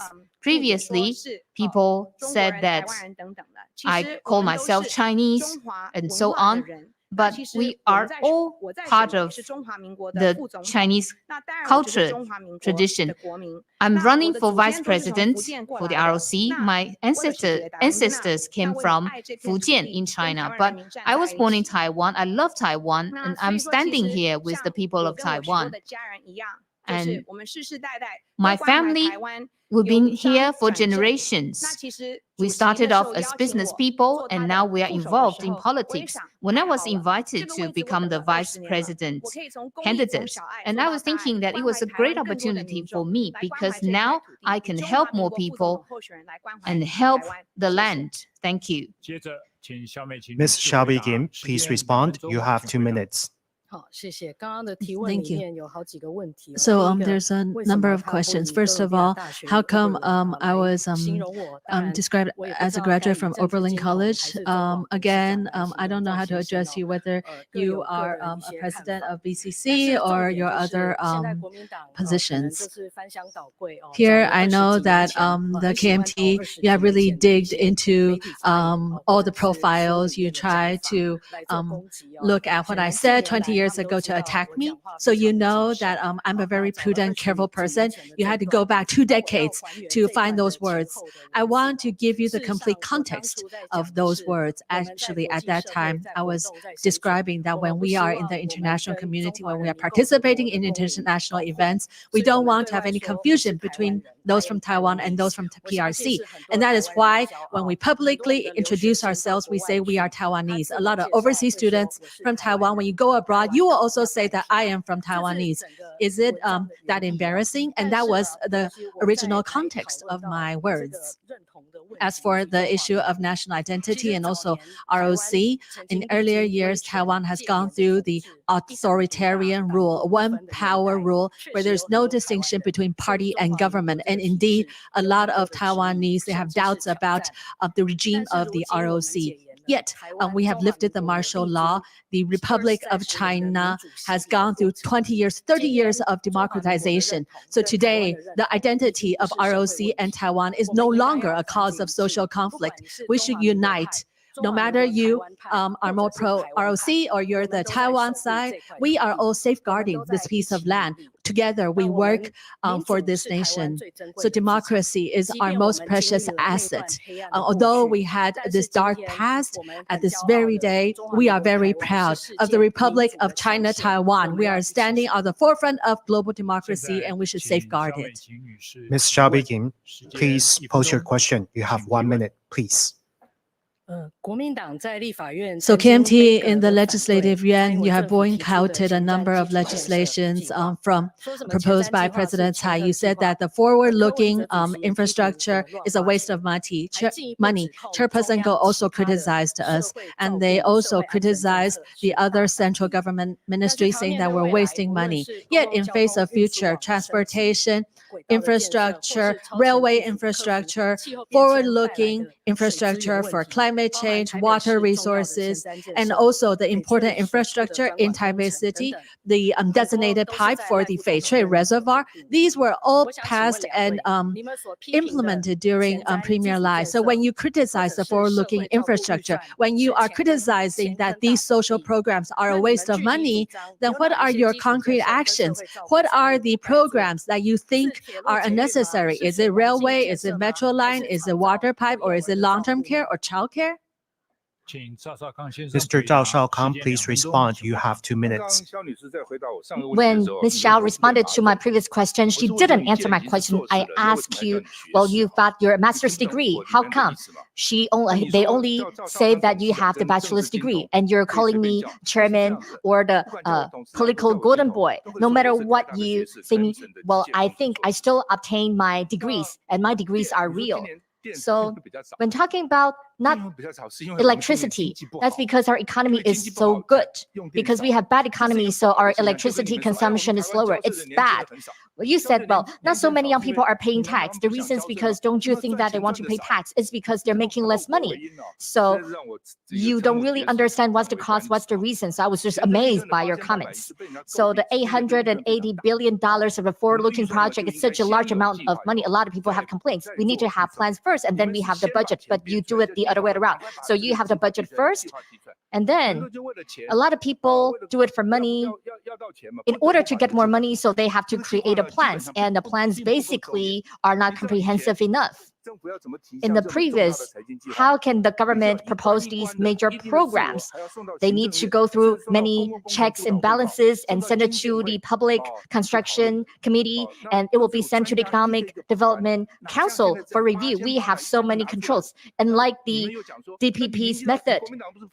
And you said KMT objects to that, but how come the cities and counties held by the KMT are doing that? Of course, they need the money. Otherwise, they will not have the local infrastructure, because you have such an important project. Of course, the local government wants to participate. And also, we do see the inequitable distribution. You give a lot more money to the DPP mayors, but for the KMT mayors, you just cut down all of the budget. You don't give them resources. For the Taichung MRT, now the project has been sent to the executive yuan for 8 months, and they don't have the budget. But for Kaohsiung, it was approved by 80 days.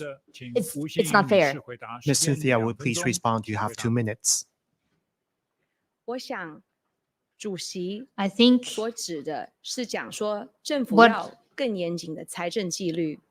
what our chairman, Ko Wen-je, said is that we need to have better fiscal discipline so that we will not leave higher debt burdens to future generations. This is why we need to strengthen fiscal discipline. And our chairman, Dr. Ke, also said that we need to convene a national tax reform conference to reform our tax system. And at the TPP, we also mentioned that we should levy carbon tax, and this tax should be levied together with the other taxes, for example, goods taxes and so on. And then, basically, to put it simply, we need to have better allocation and distribution of tax revenues. We also need to ensure sustainability. And I mentioned the sovereign wealth fund, and some of our state-owned companies can also be privatized. In addition, well, you asked me whether we have any concrete measures. At the legislature, I also talked about the labor pension reform. So we proposed an amendment to the Labor Pension Act, and we want to encourage people to contribute more to their own pension accounts. Now, of course, labor pension, this is a very big issue. We need people to contribute more to their own pension accounts. Now we are moving on to the third round of cross-examination. And the order will be the same as our first round. Mr. Zhao Shaokang, you have the floor. You have 1 minute, please. Ms. Xiao just mentioned that they're doing a very good job in renewable energy. But so now, does renewable energy account for 10% of the energy mix? Not even that. Next year, 2050, correction, next year, 2025, can you achieve nuclear-free homeland? You're just telling lies. Ms. Tai wants to achieve 20% of renewable energy, but now DPP has not achieved half of that. And because of solar PV and green energy, all these are the sources of corruption. A lot of scoundrels are using green energy as a pretense for corruption. Lai Jingli is the chairperson of 18 companies, and his daughter has become the princess for corruption.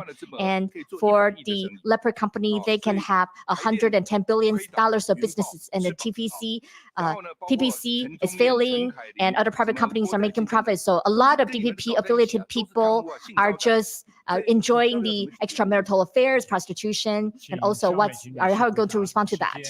Ms. Xiao Bikin, you have 2 minutes, please. Renewable energy and also green energy policies, these are critical for our country's development. Globally, a lot of the major enterprises, including TSMC, they have already signed the RE100 agreement. So they have to reach 100% renewable energy. In the next 20 years or so, we'll have to see that all of these companies and also their supply chains have to utilize renewable energy. Yet globally, renewable energy does not include nuclear energy. And that is why we need to invest more resources in developing green energy. We have solar PV, we have wind power, yet you are attacking all these green energy. Yet we see that a lot of these controversies or the scandals, it is really just these separate cases. We see that a lot of companies around the world, they are investing in the green energy sector in Taiwan. We admit that there is some lagging behind, especially due to the pandemic.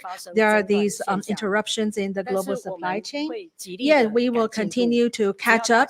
We will put more efforts, and with our joint support, I believe that we will be able to introduce new technologies in advancing our renewable energy sector. There's going to be more R&D, more technologies that we can utilize, hydrogen energy, for example, emerging geothermal, all kinds of other emerging renewable energy sources are those that we will leverage. We will also share practices and information with friends from around the world.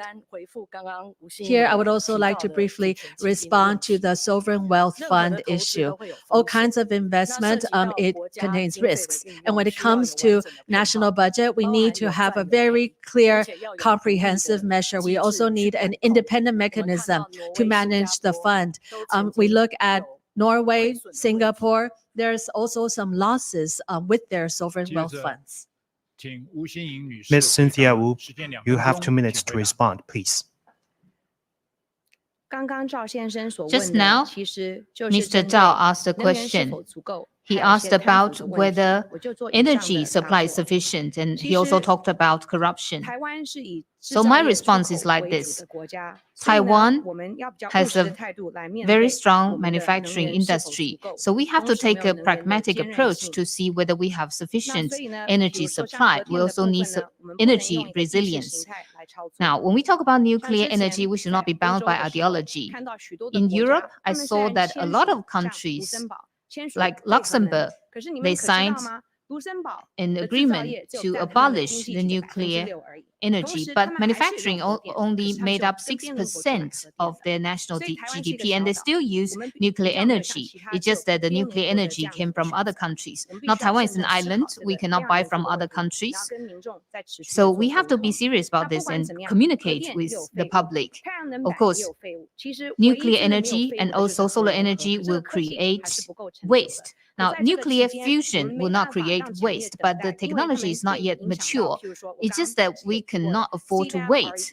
I talked about CBAM, RE100, and also the USCCA. These will all impact the competitiveness of our industries. And 2 years ago, there was a referendum, and the DPP used their party resources to ensure that the referendums failed to pass.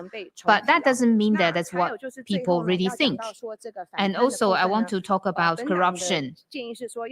Our recommendation is that we need to have a special investigation unit instead of setting up a special agency that will be subject to the interference of the ruling party. And also, we need better supervision of major development projects. If we come to power, we'll be transparent and we'll also ensure integrity. Now, Ms. Xiao Bikin, you have the time to pose a question, please. Mr. Zhao, last year on December 13th, you talked about the cabinet system. It is because being a president is even better than emperor. And then you said today that if you become a vice president, you don't want the salary, you don't want anything. And you also describe yourself as somebody who is not going to do anything, and you are running the president. And you also have your own strategies, you have your own policies, and some of them are inconsistent with what President Ho, candidate Ho has proposed. So I'm quite worried. I think sometimes your attitude is not very serious, and very often you are also challenging the lines of the vice president according to the constitution. So I am very worried about your attitude and your stance, whether this will result into a constitutional crisis or not. And also I would like to ask Ms. Wu for your thoughts about Mr. Zhao. Ms. Cynthia Wu, please respond. You have 2 minutes. I think we should call, well, is Mr. Ho here? Mr. Zhao often misspeak, and he seems to be treating himself as the presidential candidate, but I'm different. I'm running for the office of vice president, and I wholly support our chairman, Dr. Ke Wen-je, and I would love to do a lot more in various fields, for example, where the private sector can play a role, or in social welfare. I think in these areas, I can help our chairperson. So I think, well, as long as Dr. Ke needs help, I'll definitely help. And we are also very willing to ask Mr. Ho or Mr. Zhao to help. In fact, Mr. Zhao said to me that if he is elected, then we can play a role. But I will ask to do the same. If we are elected, I would like to invite you to become the NCC chairman or the presidential spokesperson. But of course, I have to consult with my chairman first. And we've been talking about helping the older generation to work. I think Mr. Zhao can play a role. Mr. Zhao Shaokang, you have 2 minutes to respond. I think Ms. Xiao's question really makes me want to laugh. Will I cause constitutional crisis? Am I that good? You and Mr. Lai are the cause of constitutional crisis. You're running for the president and vice president. You do not recognize the RC Constitution. And Lai Ching-te said, RC Constitution is a disaster. You are causing crisis. I said, presidents are just like emperors. I refer to Tsai Ing-wen because she has not received media coverage for 700 days. And in the past, emperors will be supervised. It's not that we want to be emperors. We're criticizing Tsai Ing-wen. In the United States, can the U.S. president does not face the press? Can they do that? Can they just close the door and do not report to our legislative yuan? Can the president be so powerful? Indeed, I'm challenging our constitution, but it's not a constitutional crisis. Hou You-yi and I and Ke Wen-je all want to promote the parliamentary or the communist system. I think that will be a very important change to the constitutional system because we believe that parliamentary or the cabinet system in Japan or in Europe is a more stable system. So that's why we want to have the reform. And also we want to have a coalition government as mentioned by Hou You-yi yesterday. We are sincere. We want to invite TPP, Mr. Ko, to have the coalition government, and also the premier or vice premier we can, as to who is the right people for these positions, I would love to talk to Chairman Ko. And you said, I'm running VP as president. Of course, I need to go all out. So aren't you working hard to help Lai Ching-te to win more votes? So every day you just sleep at home? Of course not. Of course, you want to go all out. But if we become elected, according to the Constitution, we are the backup head of state. We are the backups. Whatever the backups should do, I'm very clear. But in the election campaign, I know exactly what I need to do. You know which clause of the Constitution stipulates the rights of the Constitution? I think you're more aware of the American Constitution. Among 49 Constitution of the ROC, the vice president is a backup. So Hou You-yi is my boss. Now, Ms. Cynthia Wu, you have the floor to pose the question. You have 1 minute. So I've been a legislator for 13 months. Now the AI age is upon us. and I've been working on digital transformation. Now, on election day, 2 million people, in fact, cannot vote because of various issues. I've been pushing for an electronic signature act so that we can ensure that more people can vote. Digital governance is important. We can also use technology to ensure the secrecy of voting. For example, in Belgium, you only need 5 minutes to know the election results. Now, in Japan, a lot of people have to go back to their hometowns to vote, so they have 2-week voting period. And in the Philippines, they also use their embassies to take absentee voting. So I want to ask my opponents, how do you ensure that people can vote? Mr. Zhao Shaokang, you have 2 minutes to respond. Now we are talking about the sacred mountain that protects Taiwan. What is that? Well, TSMC. But in the next generation, what will be the sacred mountain that protects Taiwan? People talk about AI or EVs, but well, electric vehicles, well, that may come later. In Taiwan, we do have the advantage of AI. TSMC has laid a solid foundation, so we have the supply chain for hardware and the software for AI. And in the Silicon Valley, there are so many Taiwanese people having their startups there. Like NVIDIA is a very good example. So in the future, I believe there's room for cooperation, and the US does not have any limitations on chips from Taiwan, but instead they do have the limitation on China. So Taiwan can take this opportunity to develop AI. We hope that, well, of course, I hope that AI can be just like semiconductor. We can do a better job in AI. We can do a better job than China. But just a few days ago, I saw a piece of news. I really become worried. This year, around the world, the top AI developing countries, the US is number 1, the second is China. I was really surprised. Tencent, Baidu, Huawei, these are private companies from China. For 1 year, they invest in 95 billion US dollars in AI. So 95 billion US dollars in AI from these companies. What about Taiwan? The Ministry of Economic Affairs has a 10-year program. So it's 300 NT dollars, 300 billion NT dollars. How can we compete with China? So looking back, TK Lee and Sun Yunxuan invited companies, entrepreneurs from home and abroad to start the TSMC. We are really grateful for their hard work. But what has DPP done now? So how can we compete with China in terms of AI? How can we lead them by 1 generation? I agree that in the next generation, AI can be used in software and hardware, and that will be the advantage of China, of Taiwan, correction. But the DPP is really falling behind. There's no way for us to catch up. Ms. Xiao Biqing, you have 2 minutes to respond, please. I'm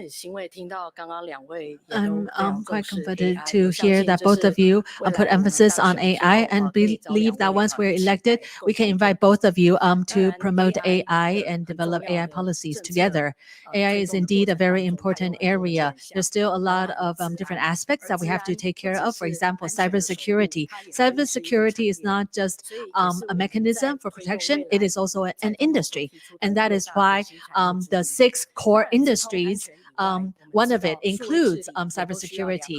Digital governance also requires very comprehensive measures, as well as the protection of individual privacy.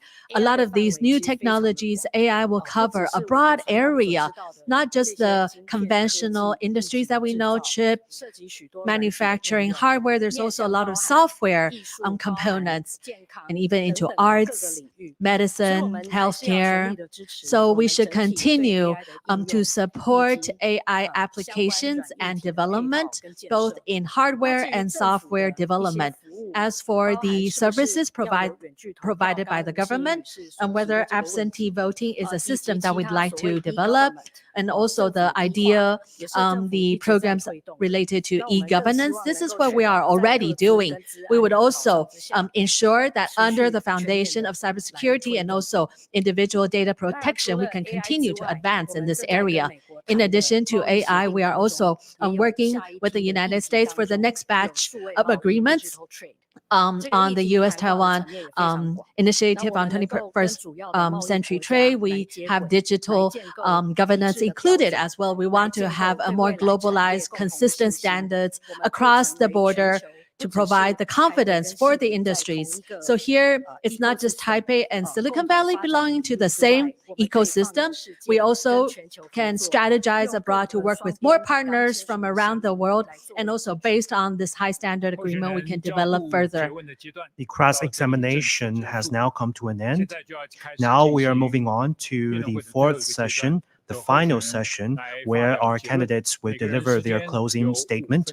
They will have 5 minutes according to our lot drawing.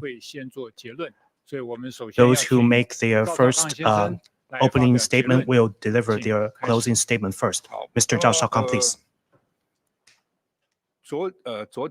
Yesterday, actually 2 days ago on the evening, I went to the night show with Hello. It's a talk show young people enjoy, but people also are concerned about cross-strait issues.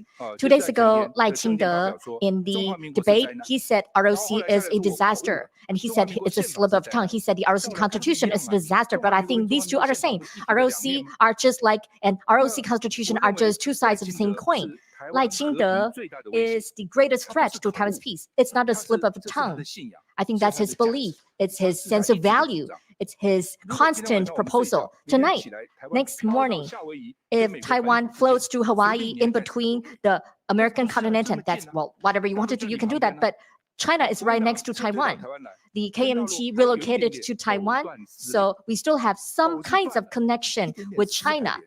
Although we are diplomatically separated, but there's still some connections. So these connections can ensure cross-strait peace. During this election, Taiwanese people will have to make a very important decision. Are you going to cut all of the ties, or are you trying to keep some slight connections? Of course, severing everything makes you feel good, but you may face immediate threat. Even the United States will not be able to intervene and solve the problem. For example, Xiaobi Kim asked Pelosi to come to Taiwan. After that, Chinese fighter jets circling Taiwan every day, and the vessels from China comes to the Taiwan Strait. What can the U.S. do? Nothing. So if we give them the excuse, then it will be a very big problem for Taiwan. Well, we know that there are still some connections. Why do we need to have that? We can sever all of the ties. However, these tiny connections can still keep Taiwan alive for hundreds of years. Lai Ching-te's belief makes 23 million of people of Taiwan to pay cruel prices. Our lives, our property, the future of our generation will die together with him. Do you really want to see that? Our constitution seems unrealistic. I understand that. Or even it's a bit ridiculous. How can we include the land of mainland China? However, that's how Taiwan can stay alive. It's not realistic, but that's how it can keep us alive. That's the excuse from keeping China to attack us. Why do we need to have the additional provisions to the constitution? It's because the main text in Taiwan cannot be implemented in Taiwan, but we can have the additional provisions to operate in Taiwan. So people in the past do have the wisdom. The ROC was founded earlier than the PRC. We lasted longer than the PRC. So when you use the name of the ROC, we're telling the whole world, we are telling the CCP that we are still here. We were founded earlier than you. We are the ROC. The ROC is still here. The ROC constitution, moving from mainland China to Taiwan, recognized that we are not giving up on a piece of land in mainland China. We are not cutting all of the ties with mainland China. We are not two different countries. Lai Ching-te, you want to expand or extrapolate the internal conflicts to external conflict. Can you really take that? So we have added a lot of like national budgets, 2.3 or 3.3% of the GDP. Even it's 20%. China's defense budget is 17 times higher than that of Taiwan, and China is right next to Taiwan. So Chiang Kai-shek said that when Taiwan was militarily much stronger, so we thought about 70% of politics and 30% of military, not to mention today. So the election today is a decision between war and peace. Mr. Lai said no, but actually it's this. If you choose Mr. Lai, do you think cross-strait relations will be better or worse? Now it's already very bad. 8 years of no interaction across the Taiwan. If you choose Lai Ching-te, that's the beginning of danger. That's how Taiwan can bring great uncertainties for us. We'll face great danger. And finally, the DPP likes to use dirty tricks like the Su Yu incident, and now they have the May Day rock band incident. It's all fake news. They use foreign news and put it to Taiwan. And We have two high-ranking officials from the National Security Bureau, but they do not admit they did that. Just come out and tell us who they are. If you do not tell us who they are, if we become president, we will try to find out who spread the fake news. I tried to did some research. So according to the Broadcasting Bureau of China, they only regulate actors, not singers. So even our NSB does not know the allocation of work of China, so has made it come out to talk. If yes, definitely I will be the leader to condemn mainland China, condemn CCP. I just want to know exactly what happened. But is this really a piece of news? Mayday, you should not remain silent. You should come out and be brave to tell us the truth. Thank you. Miss Cynthia Wu, you have 5 minutes to deliver your closing statement. The KMT and the DPP have ruled Taiwan for 24 years, and we are always hearing that the labor insurance is going bankrupt, the national health insurance is going bankrupt, and people have very low pension. How come you don't try to solve problems? First of all, need to face up to these problems. I've been advocating for sustainability in our healthcare and also in our fiscal discipline. I presented a lot of solutions. I want to bring hope to Taiwan. Both parties say they focus on economy, but the financial market is shrinking. IPOs in Taiwan, now we are lagging behind Japan, Korea, Hong Kong, and Singapore. We are even lagging behind Indonesia and also Malaysia. So we need to enhance our competitiveness.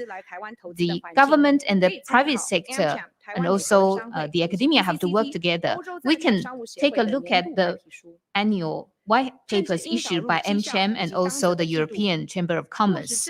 We can look at their suggestions. We need to have good governance so that we can have transparency in our state-owned companies. We need to hold the government accountable. The TPP is about giving you back your country. During the whole debate, we could see that the DPP and the KMT are no longer relevant to our people, and politics are just performances for them. Just recently, 6 firefighters lost their lives, but no one tried to solve the issue. This is why the firefighters are very disappointed. We are always pretending that we want to solve the issues, but no issues have been tackled. A lot of things are already being done in the private sector. For example, my great-grandfather suffered from injuries at work, and they've been telling us that we should work hard. My grandfather has also been working very hard, and this is why he now has a company that hires more than 200,000 people. He understands the hardship of the people who are working. And my grandfather, in fact, set up a fund for the police officers and also firefighters who lost their lives. So we are really doing something to help rather than just using empty words. We want Taiwan to become prosperous. I always say that Taiwan People's Party, the PMP, can also be peace and prosperity. And these are what we are offering to the people of Taiwan. Taiwan's hardworking people deserve something better. We want to work hard to create a better environment for the people. We've been talking about housing subsidies and also tax cuts. This is to lessen the burden on the general public. I've been talking about AI and also green transformation, green finance, and digital healthcare. These can create more opportunities and also raise people's income levels. When you have less burden, when you have higher income, then you'll see hope. Today, this is the very first day of the year 2024. On New Year's Day, we should have New Year resolution. And I'm inviting you to come up with your New Year resolution. And the resolution is to vote for number 1, the Ke-Wu ticket. Please vote for us so that you can have the opportunity to create a better life for yourselves. And also, please vote for the TPP on the party vote. We are number 12 on the party ballot. Be your own master. Vote for us. Vote for number 1, the Khim-Hsiao ticket. Win back your country. Thank you very much. Last but not least, Ms. Xiaobi Kim, you have 5 minutes to deliver your closing statement, please. Thank you. So before I conclude, I would first like to respond to 2 fake news that were described. My 2 components, both of them, they said that we have consumed the pork with ractopamine, but actually at that time, according to international standards and also scientific evidence, we have set the Codex standards, and that is to align ourselves with international practices. We also have risk management from source. We have the production certificates. We have all the necessary measures in place. So for all of you who have doubts about pork with ractopamine, it was not the case. We have the determination to align ourselves with international practices. And now, under the Biden administration, the first trade agreement is with Taiwan, with UK, with Canada, with Korea. We also have new and deepened trade and economic agreements going on. They see that Taiwan is willing to resolve issues. We are determined to improve ourselves. And also, Mr. Zhao, repeatedly, he has distorted, he has criticized my running mate for being the source of risk. But again, globally, we all know that the threat, the risk comes from CPP, not DPP, not my running mate. We should really treat this issue seriously. We should not just blame the victims. We are the ones who are oppressed. We are the ones who are isolated. Yet you are constantly blaming others. Speaker Pelosi also made it very clear. She visited Taiwan because she wants to stand, to show her will that she is willing to stand with the people of Taiwan. She's not trying to alter the One China policy or alter the status quo across the Taiwan Strait. Yet, you say that we are provoking. You are describing these measures as provocation. You are always working in tandem with the Beijing authority. Whoever the Beijing authority criticizes, you follow suit. And this is not how we unite the country. This is not how we bring Taiwan to the world. So in the past 2 weeks, after 4 policy forums and also the presidential debates, I'm sure that you have all seen it very clearly in front of the TV, that it's only Qingde and myself who have very clear policy directions. We can steadily lead the reforms, and we are the most capable in responding to international trends. I talked about the major changes in global circumstances, and we are also most experienced in continuing President Tsai's legacy and approach. Again, this is not a talk show. This is not selecting whoever who is most good at being in a quarrel. We want to vote for the people who can truly contribute to Taiwan. In this rapidly changing world, a leader of the state must lead the country forward. It is not just about rhetoric. It is not just about slogans. We should govern the country with responsibility. We should never succumb to pressure. And that is why we need to be rational. We need to not provoke, and we want to continue to lead the country steadily ahead. I want to thank all the Taiwanese people for supporting me, for giving me these opportunities so that throughout the years, I'm able to take part in politics. I served as legislator. I served as a foreign diplomat from Hualien to Washington, D.C., and now together with Qingde, we are going to become the leader of the country. We have seen so many people working, so many hardworking people in Taiwan. And I really hope that I can also contribute my effort. We can help Taiwan find a better position in this global community. So rest assured, I would like to assure you, please hand this responsibility to me and Qingde. We are most capable in securing, in preserving the peace and stability across the strait and in the Indo-Pacific region. We have very complete national project of hope. We know what the right direction, the right path is. It is a path of peace.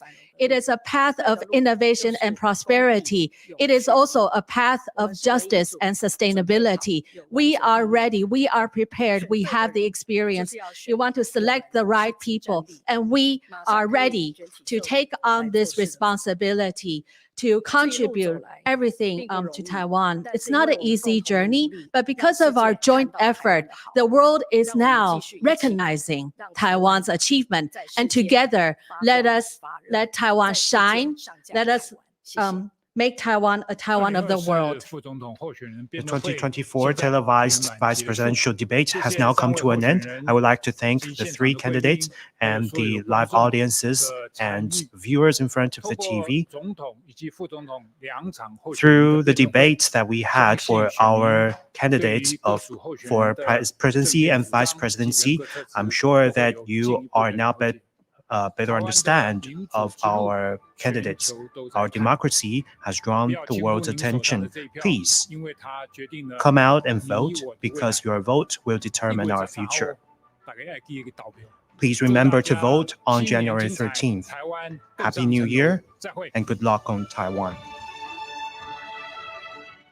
That brings us to the end of the Taiwan vice presidential TV debate. We heard the three candidates, Cynthia Wu of the TPP, Khim-Hsiao of the DPP, and Zhao Kang of the KMT, on why they should be Taiwan's next vice president. Now joining us are two Taiwanese experts, Prospect Foundation Vice President Raymond Song and the UDN Deputy Editor-in-Chief Chonglun Guo, to provide their analysis of the debates. Before we get into that, let's recap with highlights from the debate.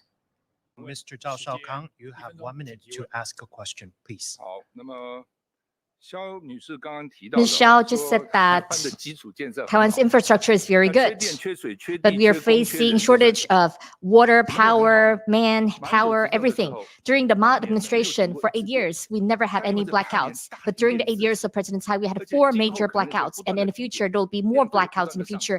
And the electricity bills is rising. How can that be good? So my question for Ms. Tsai and also for Ms. Wu, you were Americans and you declare to serve the United States. When there are conflicts of interest between Taiwan and the United States, which one will you be loyal to? We know that the America loves Ms. Tsai. When TSMC invests in the United States, Mayor Chang said that the cost increased by 50% or even higher. So you're trying to push, so even Mark Liu resigned.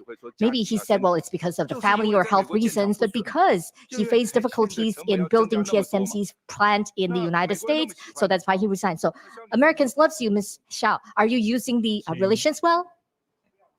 Ms. Hsiao Bi-Kim, please respond. You have 2 minutes, please. First of all, about the shortage in water or electricity.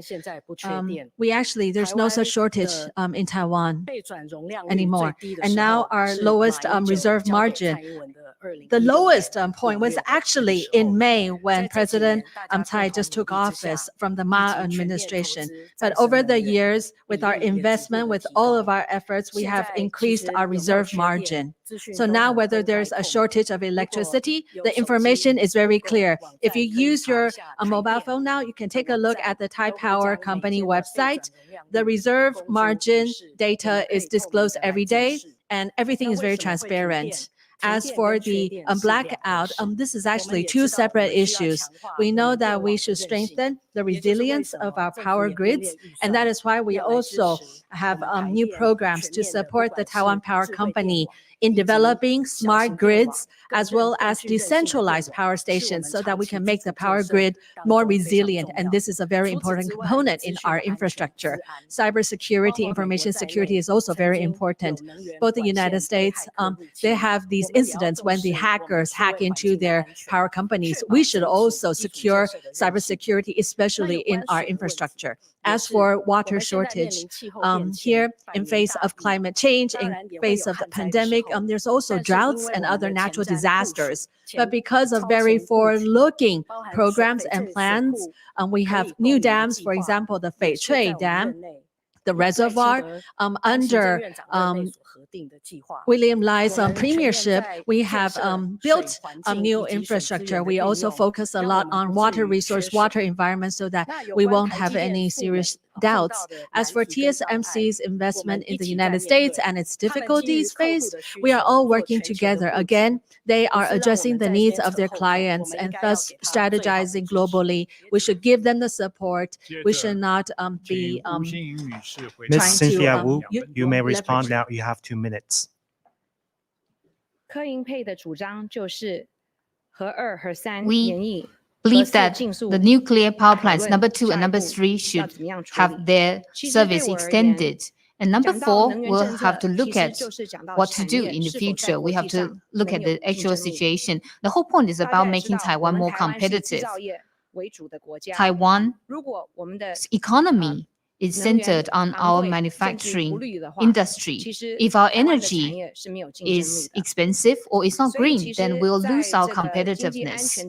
So we need to safeguard our economic security.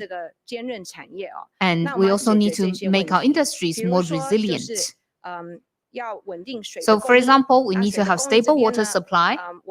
And in order to achieve this goal, we need to enhance our capabilities. We also have to replace aging pipelines as well as upgrade our reservoirs. When I was at the legislature, I held a hearing back in September. And at the time, I proposed that we should have green investment so that our urban environment can be renewed. Cybersecurity is also very important.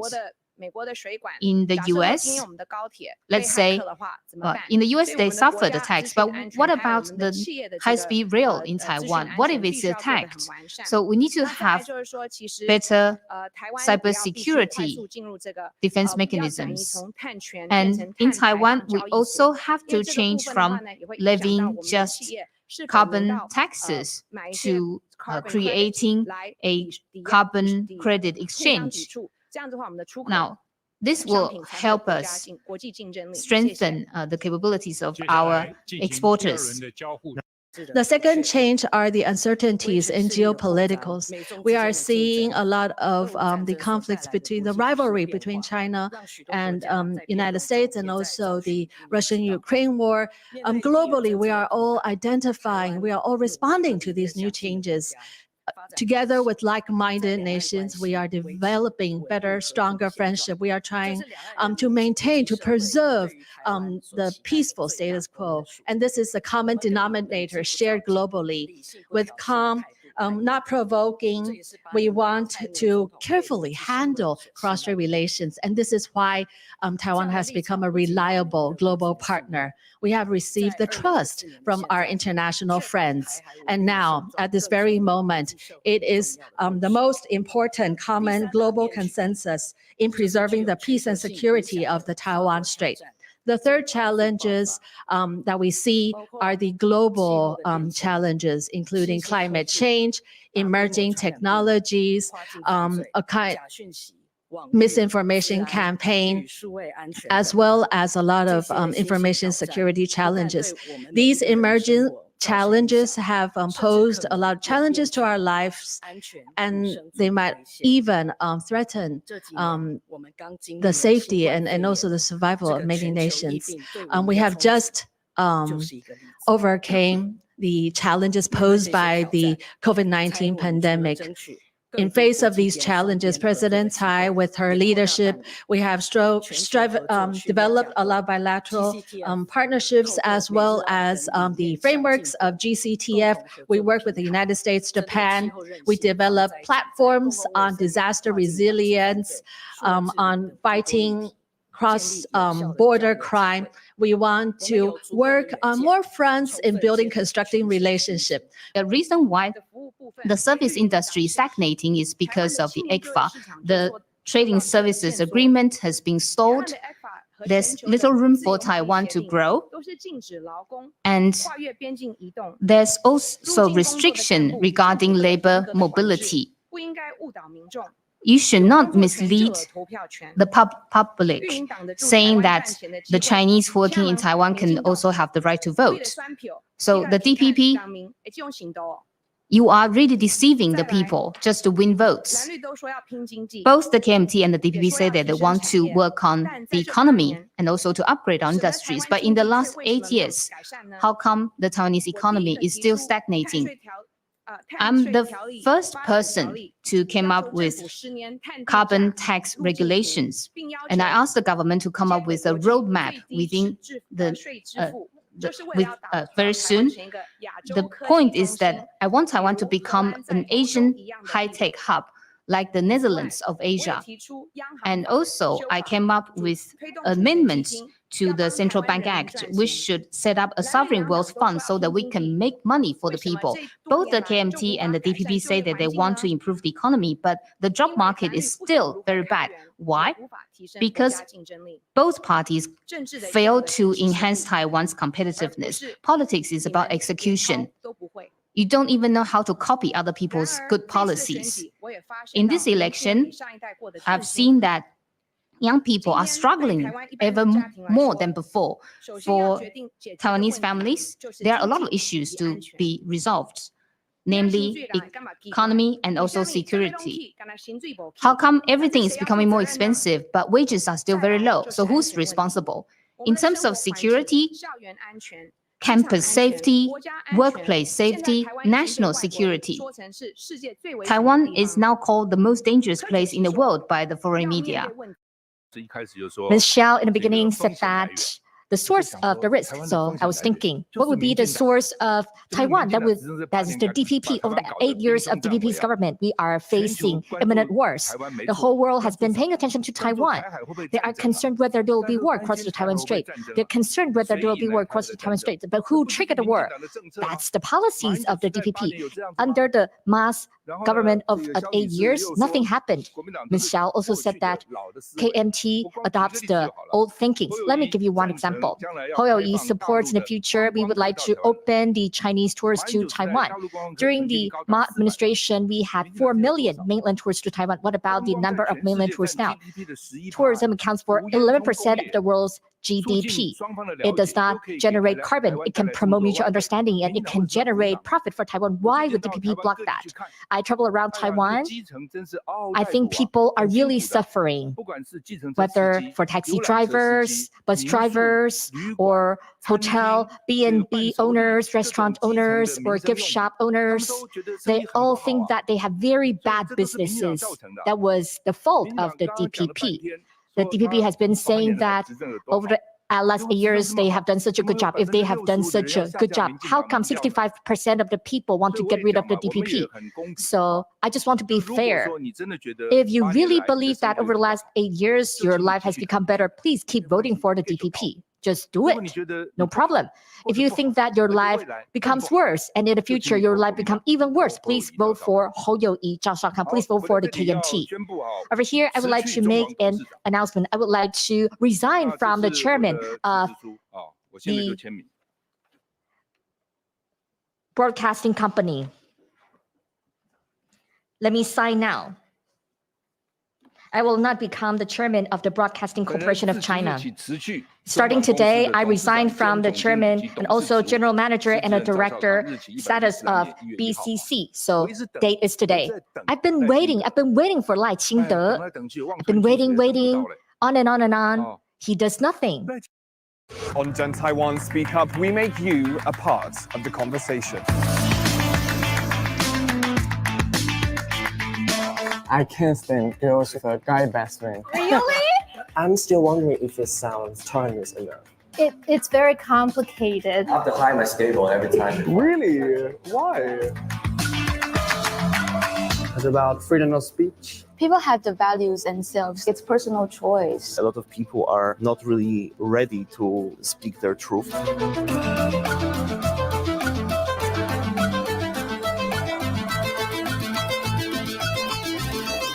Gen Taiwan.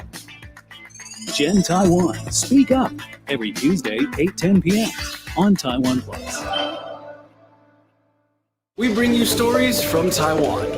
Every day of the week. Our reporters travel the nation.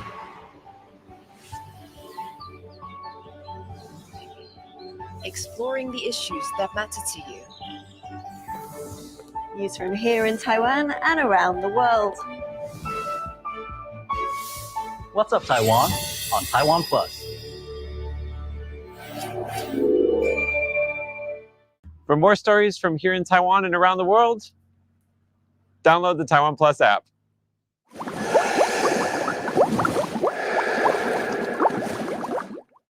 Start your weekend with a cup of coffee and a moment to reflect on what happened this week. Hello and welcome. We've got you covered, from defense and politics to high tech and the arts. Not just to Taiwan, the whole world is watching. You make the coffee, we make the news. Here's what happened on TaiwanPlus.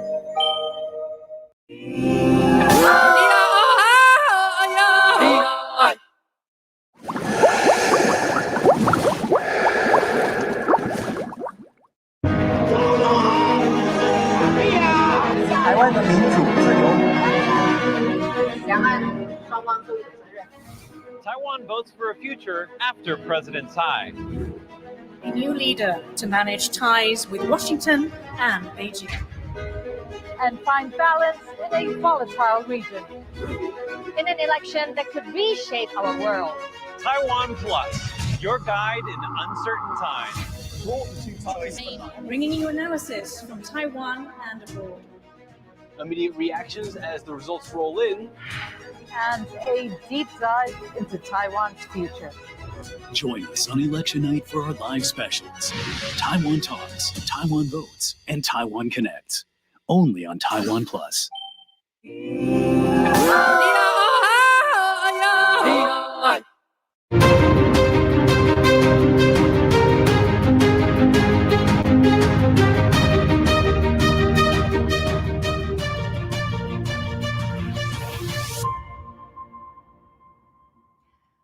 Hello and welcome to the second special election edition of Taiwan Talks, live from the TaiwanPlus studio in Taipei on New Year's Day. I'm Yin Kavat. And I'm Albert Cho. We're 2 weeks out from Taiwan's pivotal election. 2 days ago, we heard from the 3 presidential candidates. Today, we shift to the vice presidential candidates. They are Cynthia Wu of the Taiwan People's Party, Xiaobi Kim of the ruling Democratic Progressive Party, and Zhao Xiaokang of the main opposition Kuomintang.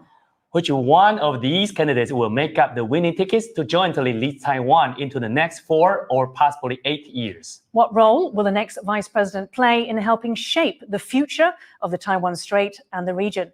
Joining us to discuss the diplomacy, economy, and energy policies of the candidates are Raymond Song, Prospect Foundation Vice President, and Chonglun Guo, United Daily News Deputy Editor-in-Chief. A very warm welcome to both on the show. Thank you. Raymond, let me come to you first. So we'd like to get your views on the performances of the candidates, each candidate in 1 or 2 words. I would say for Khim-Hsiao, it's comprehensive and pragmatic and stay woman-like. For Zhao Xiaokang, it's more attack and more aggressive attack. And for Cynthia Wu, it's elegant and promising, but only on paper, or only according to her words. For Cynthia Wu, I would say green. That means she plays sometimes nervous, but refreshing. As for Xiao Meiqing, I find her very policy-oriented, especially she's tried to emphasize and clarify a lot of misinformation. As for Zhao Xiaokang, she had kept his style as a very aggressive campaigner. I mean, this had been so for 30 years ago when he's running for Taipei mayor. It had been very consistent. So actually you align quite well in terms of your assessment of the candidates' performances. I mean, in terms of a vice presidential candidate, however, you know, maybe it's a mix of these 2 qualities that you identified in both Xiao and Zhao. Raymond? I think today is only also illuminating in another aspect is they've been given opportunities to explain their policies or the party's policies more fully. I think that's maybe beside the personalities or policies, that's maybe one area we can concentrate on. Tonglong, so would you say that Zhao was perhaps lacking in a little bit of policy? Yes, I think from his opening statement, he is not making the policy statement. Instead, is right on to the attack of other candidates. I think that may be in a way to consolidate the original supporters of the Pan Blue, but in a way it will suffer from the middle voters from it. Right. And just one final question for Raymond on this topic: is Xiaobi Kim, is she aggressive enough? No, I think that's a deliberate policy. Campaigning policy for both Kim and William Lai. And they've been very reserving their attacks only on specific areas, but not a full-scale personal attacks. Okay, actually, the three candidates discussed strategies to expand Taiwan's diplomacy. Khim-Hsiao of the DPP, the former U.S. representative, emphasizing finding like-minded partners. Cynthia Wu proposed a two-track diplomatic approach. That's very specific. Whereas Zhao Shaokang suggested diplomatic truce talks with the mainland China. So which one do you think holds the most promise for Taiwan's future? Raymond? There's a great contrast between the policy of DPP and the Kuomintang on the front of diplomacy, because for DPP, the China's role is not way forward, because China wants to suppress Taiwan sovereignty and want to deny or eliminate Taiwan sovereignty internationally. So they they emphasize the coalition with working together with like-minded partners, and also finding ways to make diplomatic breakthrough, including to expand Taiwan's international space. But for Kuomintang, and especially Zhao Shaokang today, made it very clear that they view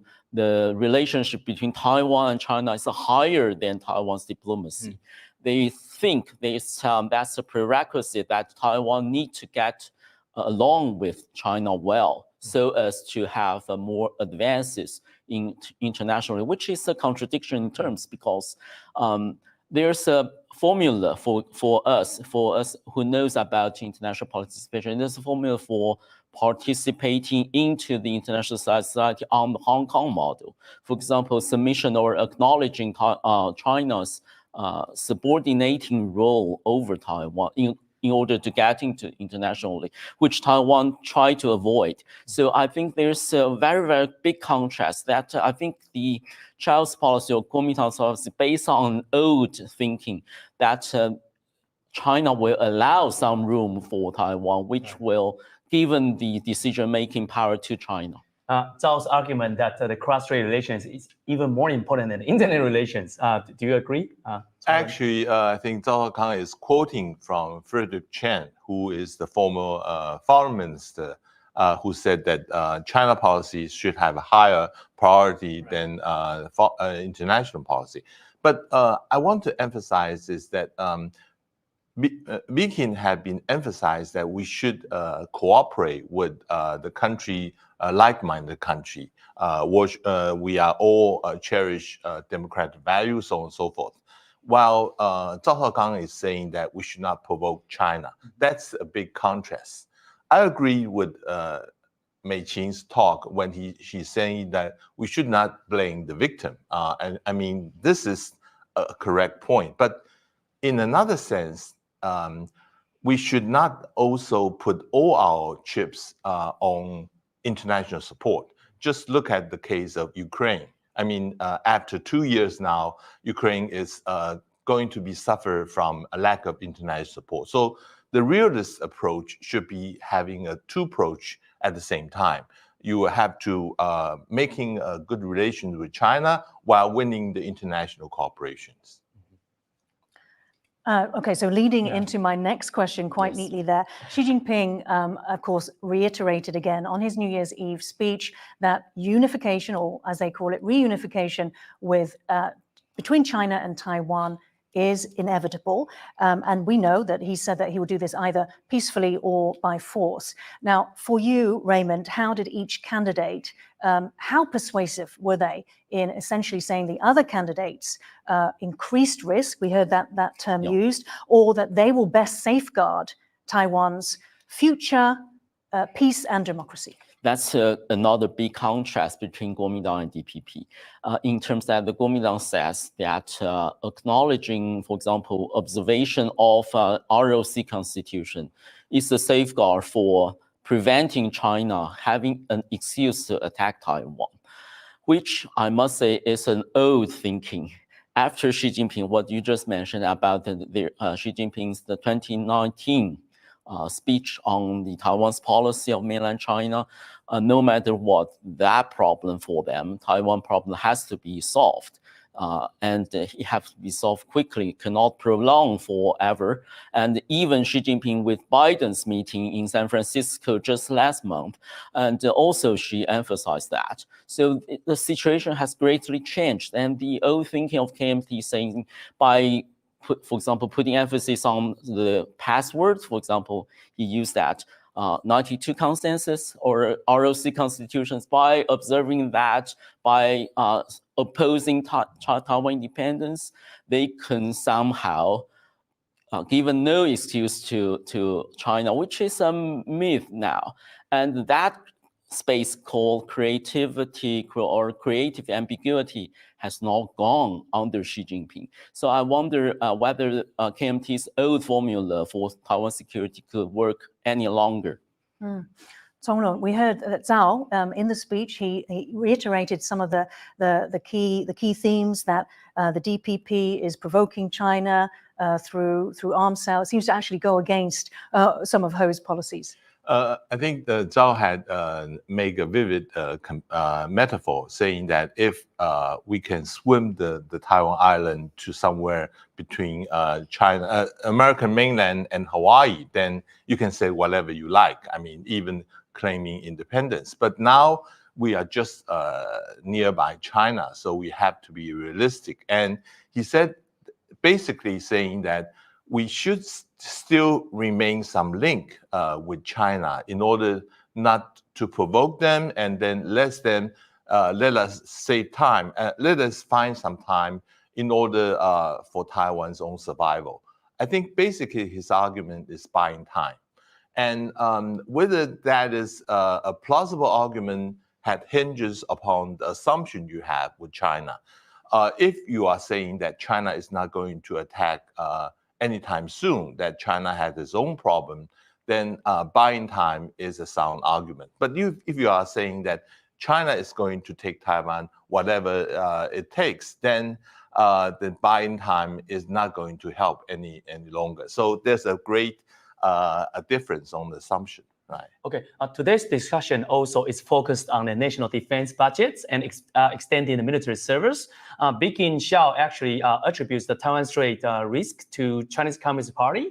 However, Cynthia Wu of the TPP advocates for the readiness in defense without the intention of initiating conflict, whereas Zhao Zhaokang of the Kuomintang proposed boosting military pay. So how do you perceive their stances on the Taiwan Strait security and its potential influence on the election? Thank you for the question about Taiwan security. I think in her response to answering questions, Khim-Hsiao gave a very succinct but very comprehensive blueprint for Taiwan security. They will concentrate on 3 areas. Firstly, about military training, which I think is good because we all know that it's not that Taiwanese younger peoples don't want to serve their country, to defend their country, but they detest the military problems within the regime. So modernizing military training is very, very important. And secondly, armed procurement, including self-made, homemade, and procurement, and including the tech transfer they got from America.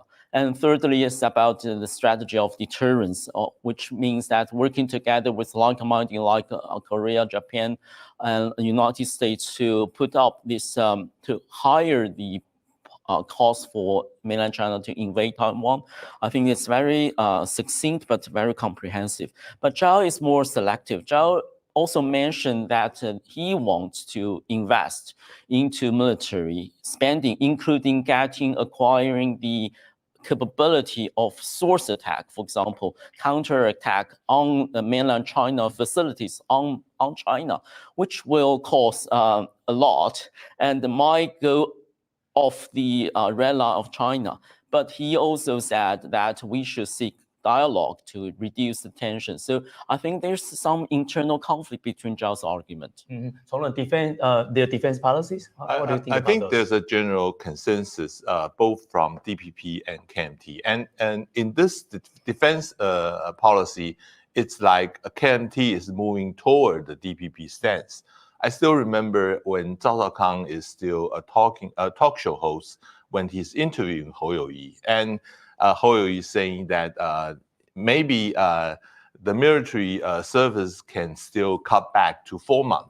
That exactly had created a big uproar in Washington.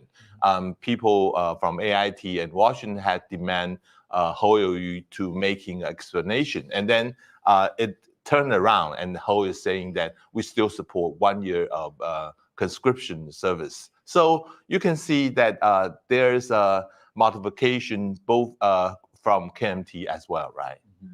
Raymond, so let's move to the economy now. Given Xi's desire to take Taiwan peacefully, he says, economic coercion would fall within this category. How did each candidate try to assure voters, that their trade policies with China would not increase China's ability to use economic coercion on Taiwan? That brings me to mention specifically about Cynthia Wu, because she said very specifically about the Taiwan People's Party will do to resuscitate the ECFA and the service pact with China.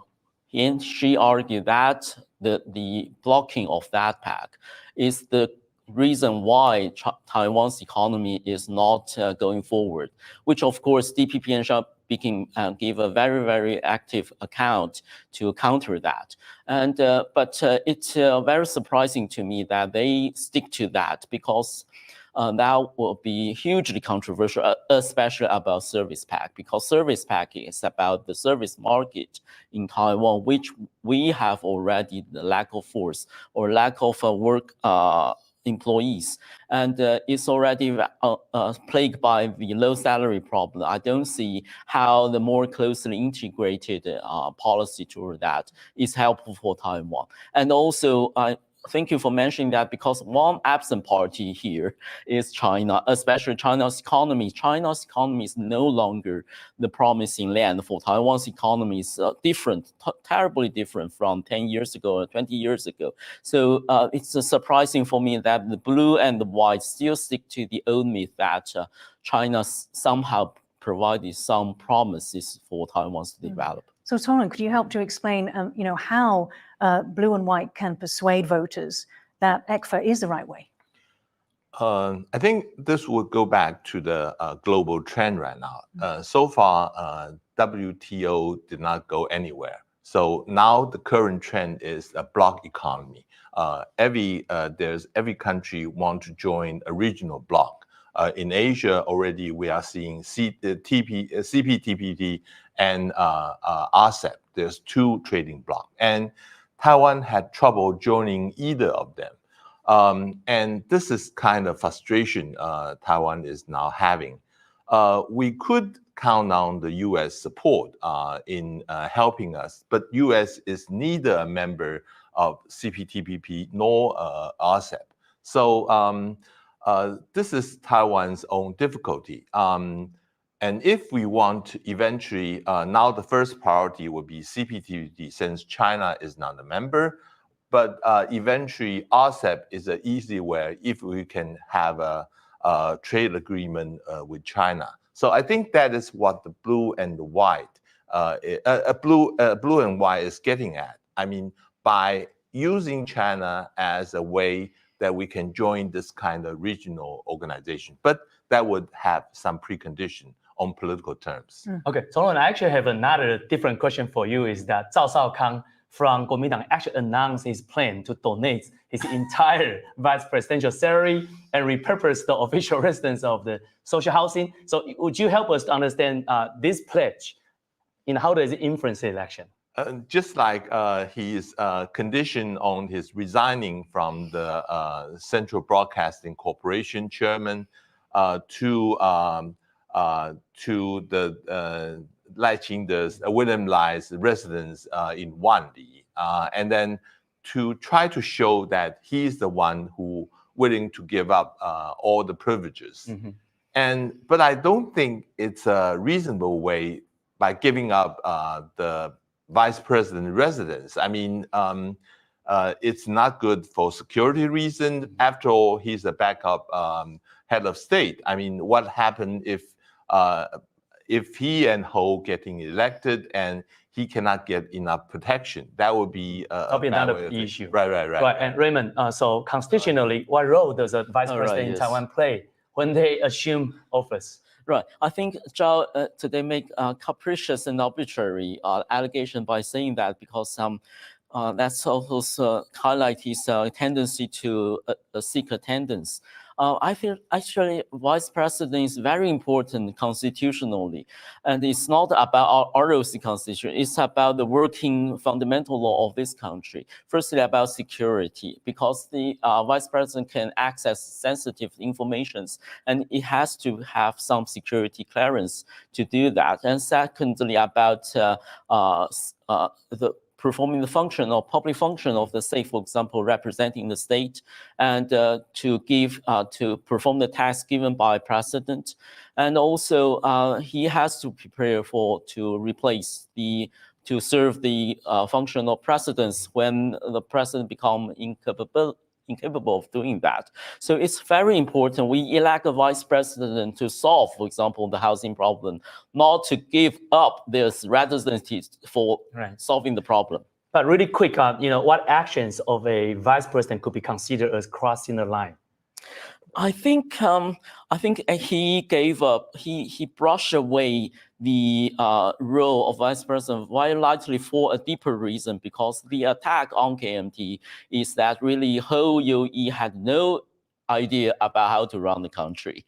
As we see that in last public presidential debate, when he come to policy, question the policy, constitution, or administration, he had a little idea about how this country is run. So the backup of him, for example, KMT chairman, the former president Mao Ying-jeou, and Zhao Xiaokang himself will be the elders behind the public policy. That's the question. Quick response to this crossing the line. I think Cynthia Wu would play a very good vice president.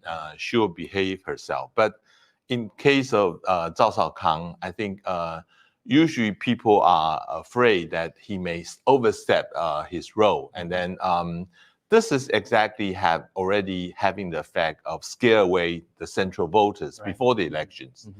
But in the case of Xiao Meiqing, people are somehow expecting her to play a larger role, maybe a check and balance role on the power of the president, because when William Lai was choosing his running mate, I was told that Xiao Meiqing is the last person who will say yes, but it's also have the U.S. backing on this idea. So I think that is make Xiao Meiqing can play a more unique role in the future. So given the dynamics that you both outlined there, what are the particular risks?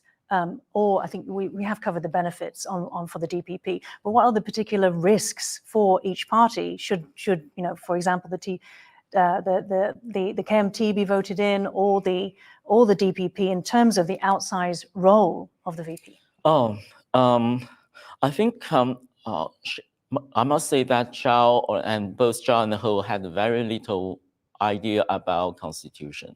They stick to ROC constitution, but no idea to how this country is run and how a constitutional machinery is run. So that question goes to their allegations that parliamentary system would be better for Taiwan, but Taiwan has deliberately chose the presidential system several decades ago. So that needs to be more comprehensively debated. Song-Hun. I think now the Constitution is back in the central theme, as we have witnessed 2 days ago when William Lai somehow misspoken that the ROC Constitution would be a disaster. But somehow today we are seeing President Tsai Ing-wen is saying that it's not the ROC Constitution is the disaster, it's the linkage with the 92 consensus that would make China had unwanted attempt on Taiwan, that would be a disaster. I think still Constitution is the one that when president and vice president, when they get in office, they have to sworn in, they have to hold their allegiance to. So this is the more fundamental thing. Although we are seeing in the final statement of Zhao Shaokang, he is saying that maybe the Constitution original form is not workable. So we have the amendment later on. So there's somehow there's also some consensus here. I mean, the current format of the Constitution, the main text and the amendment as a whole is the working principle that is going to govern the new government. I think that is the consensus right now. Okay, actually, the three candidates also mentioned a lot about the energy policy in Taiwan, but three of them disagree with each other, especially nuclear. Okay, so what should be Taiwan's next president's strategy for improving energy stability, especially for business? Maybe. Cynthia Wu pointed out that the energy and the green revolution is the path that Taiwan must pursue. I will give credit to her on that. But the problem is how to get it. And actually, the DPP has ruled for quite some time, and they have a very comprehensive plan to reduce the carbon emission and also to reach the goal of zero emission by 2050. And that's just the implementation encounters several problems. But I'm not satisfied with KMT's and TPP's proposal to resuscitate nuclear power without giving details about, for example, nuclear safety and nuclear waste management and the location that's feasible for building new, and also whether they will building a second generation nuclear plants. We actually just learned there's a massive earthquake on Japan. So are there any potential risks of having a nuclear plant in Taiwan due to uncontrollable factors like that? Right, I think that's the general concern. I think I agree with Raymond, especially when Bikin first raised that where are you going to build the new nuclear plant? I mean, now all the DPP government magistrate had against it. Are you going to build on the KMT government magistrate? There's going to be a tremendous political opposition against this. But on the other hand, we are also seeing that the presidential candidate of DPP, William Lai, is saying that maybe we should continue some of the nuclear facility after he gets sworn in office, because this is a more practical issues. I mean, there's no way we can ever go to 2050 with the zero emission without the nuclear weapon, nuclear energy. And I think that is the practical issues that every president should consider. Okay, so very final, 30 seconds each. What did you consider to be the most persuasive arguments of this debate? For me, it's Khim-Hsiao's policy on security, and that very succinctly summarizes how the DPP, if have the former years, that will be pursuing Taiwan policy, Taiwan security. Okay, Tong. I think I would still go with Zhao Shaokang's when he said that China policy should have a higher priority over foreign policies. But I will also give credit to Cynthia Wu when she said that you even don't know how to copy a policy in that sense. Okay, that brings us to the end of our New Year's Day discussion about today's Taiwan vice presidential election debate. Now it's over to you to decide which candidate was the most convincing. Let us know in the comments below.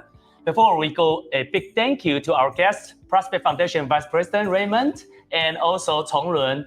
And thank you to our viewers. If you liked our show, please search us on YouTube, give us a thumbs up, and hit subscribe button. Take care and see you soon.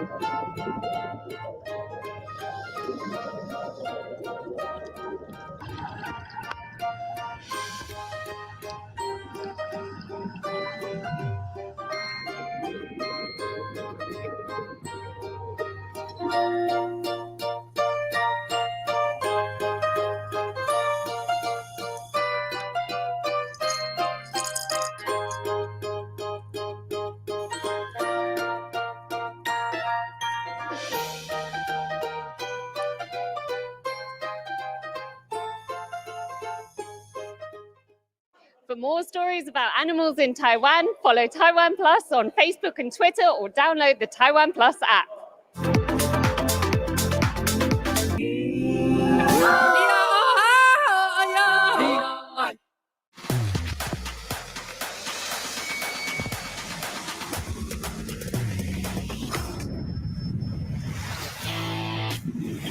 There's so many things that I wish the world could see.